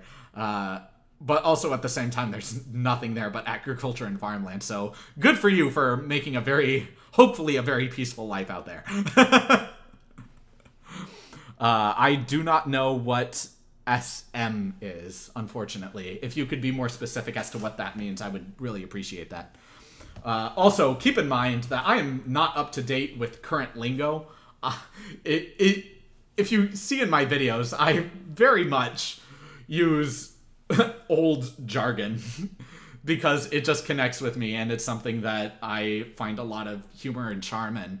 But the moment I heard cap or let him cook, I'm like, what? My partner actually had to explain all of those things to me, and to this day, I still have a hard time like processing it in the moment. I have to take a few moments to remember, oh right, this is what it means. So forgive me if I don't understand these things. It was great listening to you. You are well educated and wise. Oh, well, thank you. I really do appreciate that. That means a lot. You are we are going towards midnight, so I need my bed. Absolutely. Have a wonderful rest of your night, and I hope you sleep well. Thank you, and have a great time. Thank you for speaking so clear and not mumbling. Yeah, of course. I definitely was someone who used to mumble a lot because I was never confident in my speech. I didn't want people to, or I always wanted people to misconstrue what I said, so I could never be held accountable for my words. But now I've become a lot more confident and a lot more self-assured in how I communicate. So I deeply appreciate that, and I hope you have a wonderful rest of your night, and I hope you sleep well. So thank you so much for tuning in. It really does mean a lot to me. Social media. Is that a... Oh my gosh, I need my glasses for this. Social media. Happy face. That feels much more like a just a kind of happy face. So yes, I agree with you. I think social media is an absolute nightmare, and that is why I will not have social media. The reason why I have YouTube to begin with is, I mentioned this at the beginning of the video, but I'll mention it again now. YouTube is a combination of multiple attributes, which is, one, it is a side hustle for me, especially since I mentioned this in another video, but my financial situation has been up in the air. I'm in a very scary place right now financially, and I am currently job hunting because of what happened, and I'm doing my absolute best. But yeah, when I started YouTube, I'm like, I really need to make this work. And hence Patreon is in development as well, but I need a lot more content to get put on there before I publish it. And also it gives me an opportunity, even though it's through a parasocial relationship, which I don't necessarily care for. I would much prefer real in-person human connection. But with that being said, this does give me an opportunity to explore a much more broad audience of people very quickly and be able to talk about philosophies and life experience and engage with others in a way that really is meaningful and beautiful and impactful, and share our own views and where we fall on different spectrums of different musicians in different areas of life that we might vehemently agree or disagree with, so, or just fall neutral on. So it ultimately just depends on where you are, and I would love to have the opportunity to get to know all of you in that way. So thank you all so much for being here in that way. You are correct. Half a day's drive, pretty much anything though. Yeah, honestly, like, again, beautiful, loved being out there. But yeah, it's just there's just not a lot, which is great. If, like, for me personally, the areas of life, because I've lived in a myriad of different places, the places that I found the most happiness in weren't in metropolitan cities or places that were located next to everything. It was in places that were right next to really great hiking trails. Places that were located right next to one train stop and everything else is just open. You can really appreciate nature that way. And that, like, oftentimes, and I don't hear this enough, taking the time to smell the roses. So something that I enjoy doing is, one, I'm very introverted. Two, all of my work is done here in terms of job hunting and YouTube filming and editing and thumbnail making and all of these things. So I pretty much spend almost my entire day in my apartment. The only exception to that is when I go out for coffee, or if I'm going to the gym, or if I'm setting up a chessboard somewhere to welcome people to engage with me. But I haven't done that in a few weeks, mainly because I've been focusing on YouTube. But overall, it's just I really just love being able to get out there and just take the time to walk over to the cafe, see some flowers there, just take the time to lean in, smell them, get that floral sensation, just feel happy in that moment, not concern myself with the stress of the day, with any petty feelings or acrimonious feelings, just enjoying the fact that there is a flower that can just elevate my mood 110% and start the day off right just because I took the time to smell a flower, you know. There's so much beauty all around us, and we're always so hyper fixated on things like labels, on things like how other people act with each other. Eleanor Roosevelt had a quote that I agree with, which is, well, on a certain level, I think it comes across a little too harshly, but the pith of it is there, which is, great minds discuss ideas, average minds discuss events, and small minds discuss people. And ultimately, I agree with the pith of it, which is, if we can actually just enjoy the present moment and not stew on our bitterness towards others, and rather discuss ideas as to how we can grow, not just as a society, but as individuals, taking other people's life experience and incorporating it into our own in ways that are not just pragmatic, but actually useful, actually resonate with our emotions just as much as our ability to critically think and be pragmatic. So that.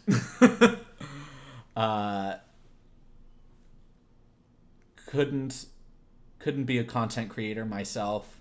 Glad you are being brave. I really appreciate that. I'm a pretty socially awkward guy, so this is something that is pretty terrifying.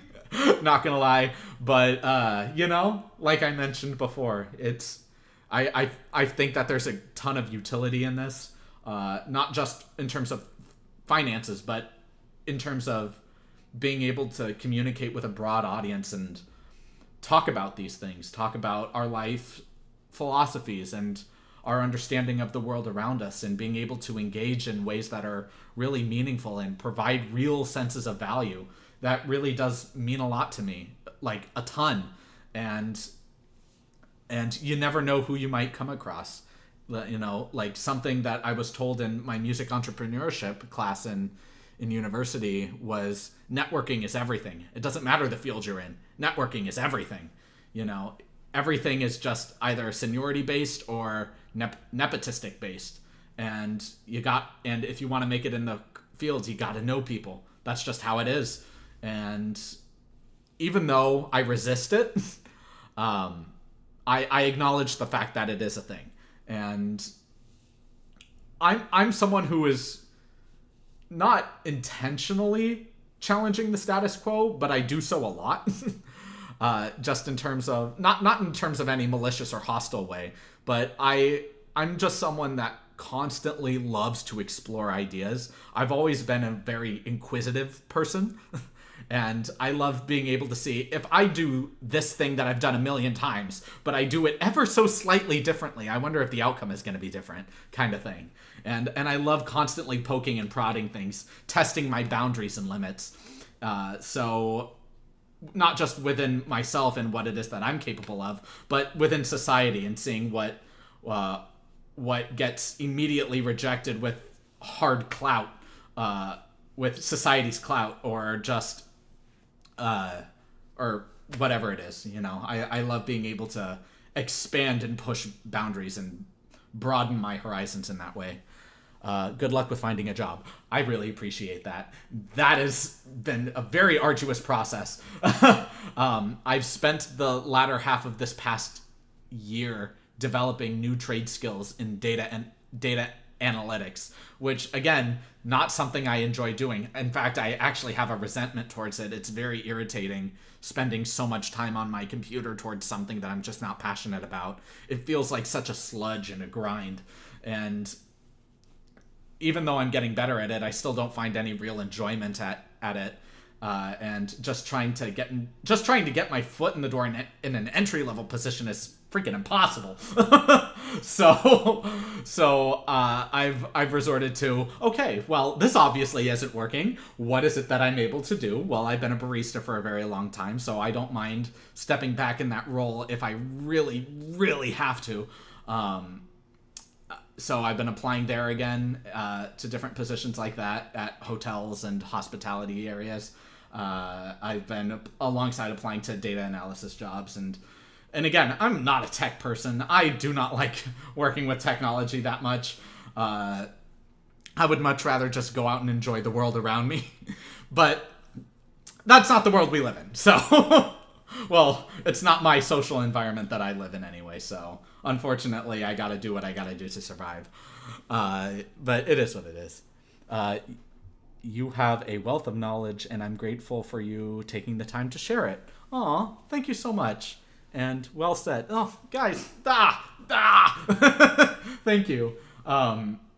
Honestly, I really don't consider myself as someone with like a vast array of knowledge or wisdom. All I can really recount is my selfish tendencies, my self-awareness, and just the general things that I've learned throughout my life in tandem with constantly striving to be a better version of myself. And that comes with understanding, well, how do I become better? Well, it would probably help if I humbled myself a little bit and started reading material from others that probably understand more about what it is that I'm passionate about than I do. So when I really got... So the thing that actually turned me on to reading was... So throughout my entire upbringing, I hated reading with a passion. Like, the only things that I would ever read are Game Informer magazines. Nothing. I hated reading. And my parents forced me to read, and that just made me hate it even more. And it wasn't until 2018, actually, that I picked up a book that I was actually interested in and started reading it. And at the time, I was just such a leaf in the wind and was just being blown every which way, and just had a very couple of things that I was very attached to in life, which was unhealthy, but I didn't recognize it at the time. And ultimately what ended up happening was, as I kept reading, the more I started finding so much profound beauty in another person's perspective and take on life. And the book was about a particular philosophy as to how to engage with life in a way that is profound and beautiful and meaningful. And it just moved me.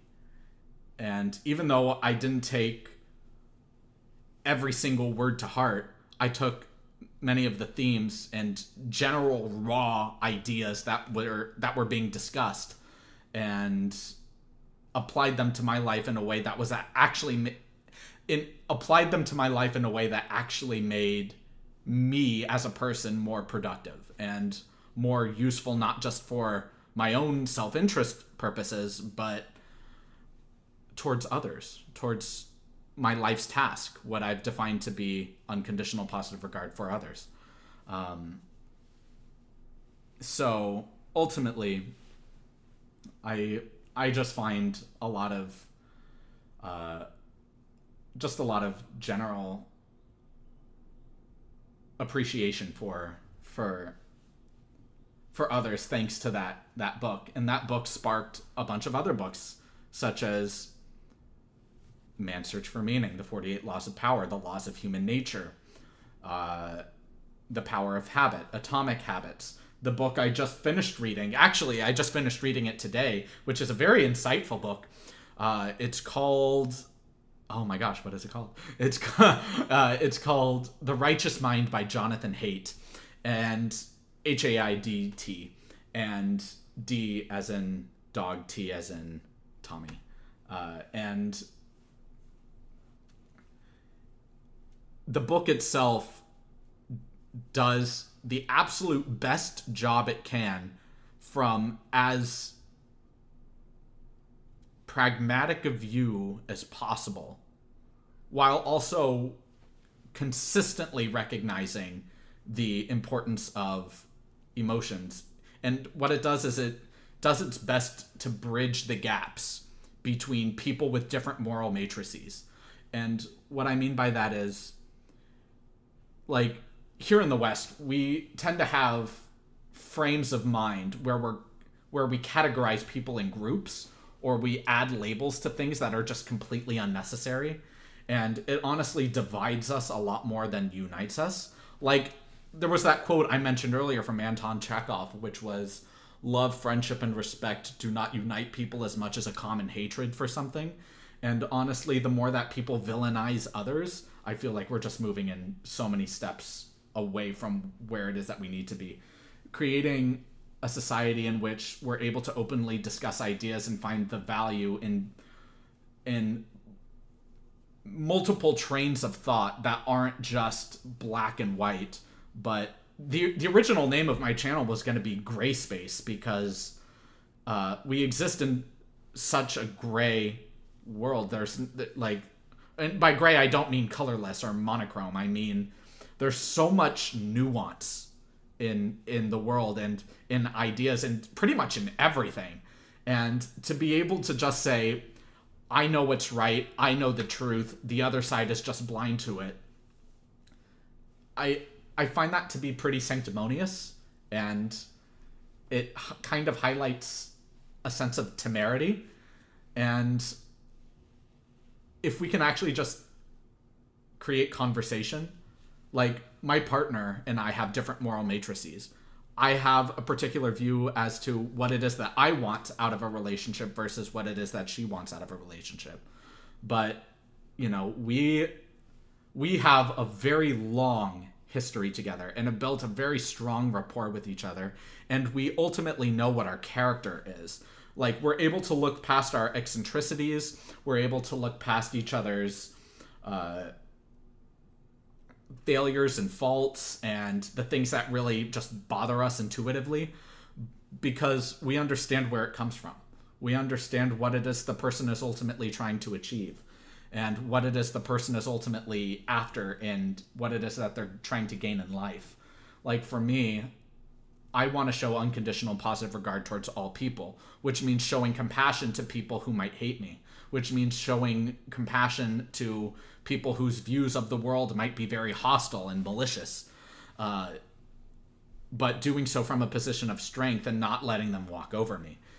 Whereas her philosophy, where it's more like she loves blasting through life. She really loves just taking encounters that are handed to her in life and things that she chooses to engage with in life, and she just fully submerges herself in it, which I find to be very profound and dazzling to watch, because to just completely expose yourself to something so raw and something so unfiltered is terrifying for me. She also labels herself as an introvert, but she has many extroverted qualities, and I have many introverted qualities and am very introverted. But something that benefits both of us, that she said that she really needs, and over time I found that actually makes me feel really good too, is whenever we have discussions, which is more often than not pretty often, about things that we disagree with or things that we're in contention with, either right in the middle of the discussion or at the very end of the discussion, I will always tell her, I love the fact that we are different. I love the fact that we don't share all of the same values and morals and principles. I love the fact that we're able to look at this issue from two different standpoints. Because just being surrounded by yes men, just being surrounded by people who only agree with you and nothing else, like, don't get me wrong, there isn't a person in the world who will, like, turn their nose away from support. You know, that always feels good. But to know that you're able to have a differing view on a particular issue, especially one that you deeply connect with, and being able to listen to the real value and merit within their views, and it can just add so much utility to your own views. You know, it just adds so much like wisdom and strength that even if it's being imposed on you, you can decide what to do with it. But if someone's sharing with you their view on something, you know, that's, you know, your views are based off of your own life experience. It's based off of everything that you've built for yourself and where you are now that have ultimately culminated through your however many years of existence into your current worldview, which is so beautiful and so profound. Your entire life experience has led you to this moment, and that's incredible. The fact that you were able to come up with your own philosophy on life. Or if you didn't and you've just completely submitted to life and have used other philosophies of the world around you because creating your own is too difficult. I completely understand and respect that way of living life too. Whether it's living your life based off of a predetermined set of principles and morals, or living your life based off of a particular culture or heritage that has its own moral matrix. But whatever it is, you know, it's a differing view than my own, and it adds value regardless if I agree with it or not. And I tell her this, I tell my partner this whenever we have discussions of contention or things that we just generally disagree on, which is, I'm deeply, and I truly mean this from the bottom of my heart, and she knows this, I deeply appreciate how different we are. I deeply appreciate the differences we have, that you really love this thing. And I not only don't love that thing, I actually resent it. I actually do not want to engage with it in the slightest. And if I did engage with it, I'm going to be extremely uncomfortable the entire time, even if I'm trying to put myself in a more open and understanding position. Just by my nature, it's just something I'm repulsed by. And just being able to be so open and to talk about those things in a way that doesn't like degrade her interests, because I'm not degrading the interests. I'm saying that I can't engage with it in the way that she can, because it just goes against my current worldview, my current philosophy, and my current understanding. And we respect that about each other. We respect the beautiful things that we can truly engage with, which is so incredible. I've never had a relationship so incredibly open in its communication before. And it just truly means a lot to me. I really never expected our relationship to end up the way it has, to be honest, because she is one of my 5 friends, and and I mentioned before what a friend is, and I'll talk about that a little bit again, but you know, I never expected us to be in a relationship. I fully, and to be honest, with our current dynamic, it is very friendship forward focused. It's just, we enjoy being able to have so much more time together because of the excuse of the relationship. And occasionally, it doesn't happen often because it doesn't need to, but occasionally being able to show intimacy towards each other. And we both really just love the fact that we're able to share and enjoy our relationship in this kind of just really profound and beautiful way. It constantly dazzles me. What was that? Oh, I am so sorry that I just read your comment. What was that first book? Oh man. Let's see. What were the books that I talked upon? There was The Power of Habit by Charles Duhigg, Atomic Habits by James Clear. Oh, the first book I read. Oh my gosh, what was it called? I think it's called Awakening the Buddha Within by Lama Surya Das. The book that got me into reading, is that what you mean? Because I've taken I've taken some interesting worldviews about Buddhism, and even though I'm not Buddhist by any means, I think there's a lot of valuable insight in terms of the core ideas of Buddhism that really resonate with me on an individual level, that I really enjoy. And I've utilized those core pith ideas of Buddhism and have been able to translate them into my life, and in being able to just enjoy nature around me. The moment that I wake up in the morning, I get dressed, I get ready to go outside, grab that coffee or whatever it is that I'm doing for the day. The moment that I walk out the door, I'm just greeted by birds chirping, some trees off in the distance, maybe an overcast sky. The sun rises in that general direction, so maybe the sun just piercing my corneas. But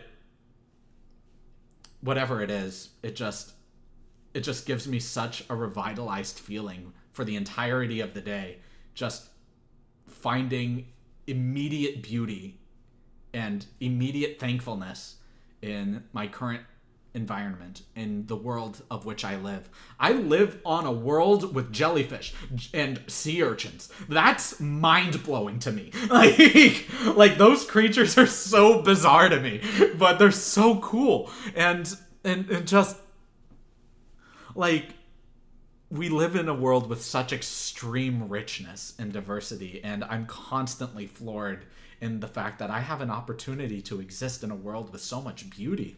Like, it just makes my heart so filled with joy. Yes. What is the definition of happiness in your opinion? The definition of happiness? I don't think there is an actual definition of happiness. Very similarly to, I don't think there is an actual definition of music. You can put a definition on it, but I don't think that's the point of what it is. Like, the way that I choose to engage with happiness is through finding new ideas and building off of ideas that are currently in development in my worldview and doing what I can to fulfill them. I feel happiest when I know that I am in service of others or my environment. I don't feel happy when I do things for myself. And what I mean by that is not to say that, I live a completely miserable life and I only do things in service of others. No. Like, if somebody gives, like, if my parents, for example, for the holidays were to say, here's enough money for a ticket to Disneyland, I'm going to take every second of being in Disneyland and enjoying that to its maximum potential. But more, I feel the greatest sense of happiness when I'm at a park picking up trash. Not with a group of people, not because I want people to recognize me, but because it gives me a feeling of genuine goodness. I'm not doing this for recognition. I'm doing this because it makes me genuinely happy. When I'm waiting in line to pick up a burrito at a Mexican restaurant or whatever, I'll beatbox to myself. I'll usually just do something like, or whatever, and just have like a fun little thing happening, and it just brings me momentary joy, because I get to practice a little bit of something that has a deeper meaning. But my biggest sense of happiness is derived from fulfillment of my life's task, when I do show that unconditional positive regard for others, when I do show that genuine, or when I do have genuine progress in terms of I have opened myself up enough to be discomforted, or to not be comfortable, but to not drown in discomfort. Like, I am in this perfect area of growth, because growth cannot happen without some resistance, without some pain. You know, nothing in this world, nothing that's actually valuable, that's worth achieving, can be achieved without some level of sacrifice. If you truly want something, you need to be able to give something up in return, something up that you might value but you know is destructive for you, in order to better yourself. Like, I know there are several habits I have that are pretty destructive, but they make me temporarily happy. And I've tried time and time again to quit them and to leave them, but I always find reasons and keep finding justifications to go back to them, and those make me emotionally and mentally dissatisfied with myself in some regard. But I look at where I once was versus where I am now, and the level of progress that I've made is outstanding, and I try not to be too harsh on myself in that regard. But ultimately, I find that the more that I'm able to achieve what it is that I want to achieve, the highest possible version of myself, the happier I become. So that's how I choose to engage with happiness. But happiness, like any emotion, like anger, fear, jealousy, resentment, bitterness, envy, whatever it is, wrath, whatever it is that you're feeling, those are all human emotions, and we all feel them very distinctly, very similarly to music, where some people might just love jazz music, where some people are just completely turned off by it. So it honestly just depends on a multitude of factors that I don't feel is the critical to really dive into right now, but it's more of, there's just, the pith of what I'm saying is that there's a multitude of factors that contribute to the incredible nuance as to how you interpret happiness, what happiness means to you, and how you can best engage with that happiness for longevity, not just momentary, because the moment that something happens to that momentary happiness, then you have nothing. And this is coming from personal experience where I invested everything, every fiber of my being into something that made me happy momentarily. And the moment it slipped through my fingers, and it not only just sent me spiraling, it sent me spiraling in pieces. It just completely destroyed me. I needed to take 10 months after that complete deconstruction of self, just to pick up the pieces and start becoming productive again from ground zero. It felt like I was being born for the first time. Like, not in any like beautiful, incredible sense, just in terms of I feel so malleable. Like, it's the line from The Legend of Korra, where Aang goes to Korra and says, when we hit our lowest point, we are open to the greatest change. Yeah, that really resonated with me. And that message is exactly what happened to me at that point in my life. You can beatbox? Cool! Yes, I can beatbox. I beatboxed for my a cappella group when I was in university. And when I say that I was a professional beatboxer, I don't mean to say that, oh, I'm in the field of professional beatboxing and I've performed at international beatbox events like the Grand Beatbox Battle and things like that. No, I have been hired to beatbox for certain groups, is what I mean by professionals. But I am not... if you actually watch some of my other beatboxing videos, you'll actually see me beatboxing those as well. Or me reacting to beatboxing videos. I beatbox in those. But yeah, I love playing around with beat. Like, I am so fascinated by the human voice. And I am so fascinated by what... Like, I'm just incredibly fascinated by human potential and human capability. I think it's constantly growing and expanding, regardless of our current outlook on, or how currently bleak it might look for humanity. I genuinely believe that humanity has so much more productivity and positivity to provide than negative.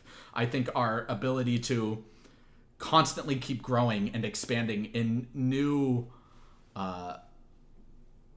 ways, in venturing down paths that have not yet been forged and exploring new frontiers. I find that to be exceptional. Like, I love human potential, and I have the utmost of faith in human potential. And since I connect very deeply with music and connect very deeply with human potential, obviously it kind of very seamlessly allowed me to have an enormous respect for the voice. I first heard Michael Winslow, who was a very original beatboxer who just did this very 80s style gritty electric guitar, and I was so dazzled by it. And then in 2013, I saw my first beatbox battle, which is a very small, intimate setting. It was between Skiller versus Alem, and I was like, I didn't even know humans were capable of such incredible, like, sound, let alone doing so at such complex meters. Like, it just blew my mind. And then I'm like, yeah, I want to get into that. So I started developing my skill. And even though I'm not anywhere near the level of, like, the top echelon of beatboxers, you know, I definitely have grown enough to the point to where I can really enjoy it. I can really play around with all of the sounds that I've learned throughout the years and just have a good time with it, you know? Nice to catch you here at the end. Before you sign off, I just wanted to say that the way you delve into your music reactions is what sets you apart from so many reactors who have nothing to offer. Not rushing you off, just didn't want to miss my chance. Aw, that's really sweet. Thank you so much. That really means a lot, honestly. Thank you. Yeah, I can't say honestly and thank you enough. Getting very ever so slightly emotional from that. What the fudge? But thank you. Thank you a lot. It does mean a lot. Yeah, when I created reaction videos, I just wanted to, I really enjoy reaction content as well, like all of you do, probably, because you watch my channel. But yeah, it's more just under the pretense of, when I watch reaction videos, people usually don't have a lot to offer. They're usually just stopping the videos to make a face or to say a couple of words with no real insight. And it's also just one run through. Wow, what a tongue twister. It's just one run through of the video, which feels kind of lackluster to me. It feels like there's not a lot of effort put into it. And, you know, I'm not one to really criticize the amount of effort that goes into videos. Like, the level of editing in my videos is very minimalistic because I'm not that good with technology, and I am constantly trying to learn more about video editing and thumbnail making to try to make the videos as good as they can be. But that being said, it's very difficult for me. Like, my whole upbringing was built around workbooks, pencils, working. Like, I was never good with technology. So figuring out YouTube, figuring out the algorithms, reading books about it. Yes, and even with YouTube, I'm still reading books, physical copy books. Like the best piece of technology that I know is my phone, unfortunately. And I don't know anything about how it works. I just know the very superficial level stuff and the things that I utilize on a day-to-day basis. But yeah, I want to produce really good content for the community, but ultimately I do want to promote the biggest point of the channel, which is to promote storytelling, to promote your own experiences in your life and to share those openly without fear of criticism or critique. If somebody does in the comments critique you for your story, because it's just a life experience, and you might have grown since then. You might have a different view since then. You know, like I mentioned earlier, from author Albert Hubbard, who disagreed with an article he wrote, saying, you know, how could you say something like this? I disagree with you on every front. And he told the woman, you know what?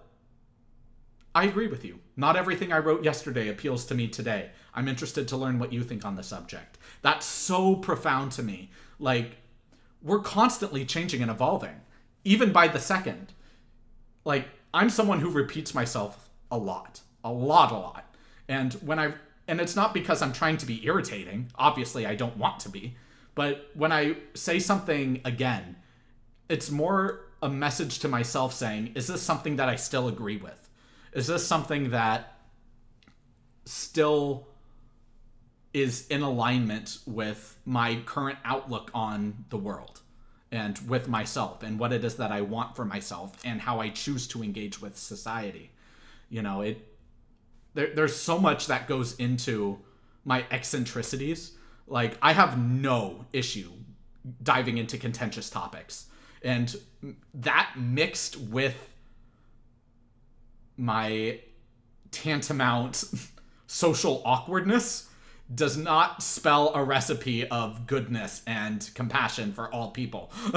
It usually spells a lot of trouble. Like with fans of Dimash, where there's a spectrum of, like, there was a conversation I had with someone who offered this piece of insight to me, and it's unfortunate that we no longer talk. I'm not really sure what happened, but we just don't. I think we just naturally grew apart.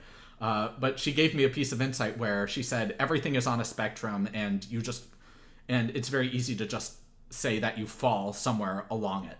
So the moment that you might make not just a criticism, but even a praise that is outside of a certain range of that particular spectrum for that particular thing, such as the Dimash videos, people will take that as a slight against them. I feel like not because it's against Dimash, but it's against themselves.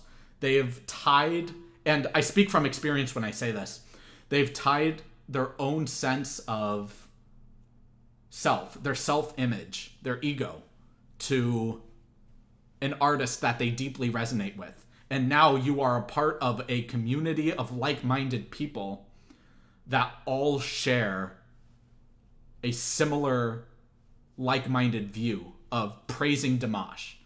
And I think Dimash should be praised. You know, I think what he's made for himself is incredible. I think he is absolutely incredible in so many facets and a myriad of different ways, through his education, through his understanding of self, through his humanitarianism, through his performance style, through his very powerful and broad voice. It's just remarkable.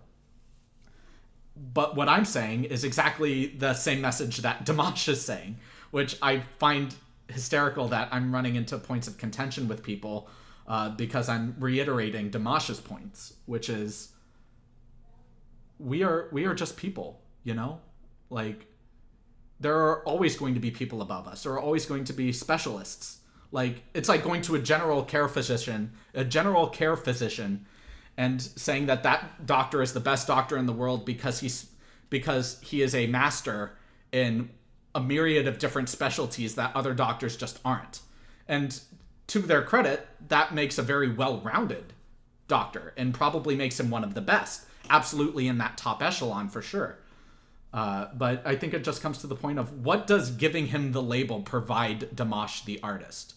And for me personally, as someone within the field and as someone who's gotten tons of compliments early on in his career for how good, or what it means to be a good performer, like, if I really grinded, I know that I could have performed at LA Opera without question. I knew how good I was. I know how good I am. But that's not what I want for myself. That's not that kind of life that I want for myself. And having the title of being the best doesn't add anything of value to Dimash, because he already knows who he is. He is someone who is going to pursue music to the ends of the earth. And adding the label of the best doesn't add anything of real value. Very similarly to me, where going out to the mall and buying things of hollow substance does not add anything of value to me. Going out into the world and fulfilling my life's task is what makes me happy, is what adds real value to me. So having a title of being the best doesn't add anything of value. As a matter of fact, I actually think it could even serve to his detriment, where if you get an initial feedback loop of success, especially early on in your career, that could be very demotivating. It can make you lose sight of what your ultimate goal is, which is to pursue excellence. Not just pursue perfection and be the best, the top rank one, but just to pursue general excellence, to forge new frontiers. It's exciting to forge into the unknown. There's a lot of fear and terror and courage that is required to do so. And to have a leader do that, like Dimash going into new unexplored musical territories, is incredibly motivating and moving. And I give him all the credit in the world to do that. I definitely regard him as one of the greats in modern music. Absolutely. So to give him such high praise and still be met with contention it's very puzzling to me. And it kind of bristles me a little bit, but overall, it's just something that I've come across. But that being said, I don't think the label adds anything of real value, because everything that adds everything of real value to Dimash already has, which is the pursuit of excellence, the pursuit of constantly expanding himself and his growth. When he says something like, "I'm not the best vocalist in the world," yes, I think there are elements of humility and humbleness in that.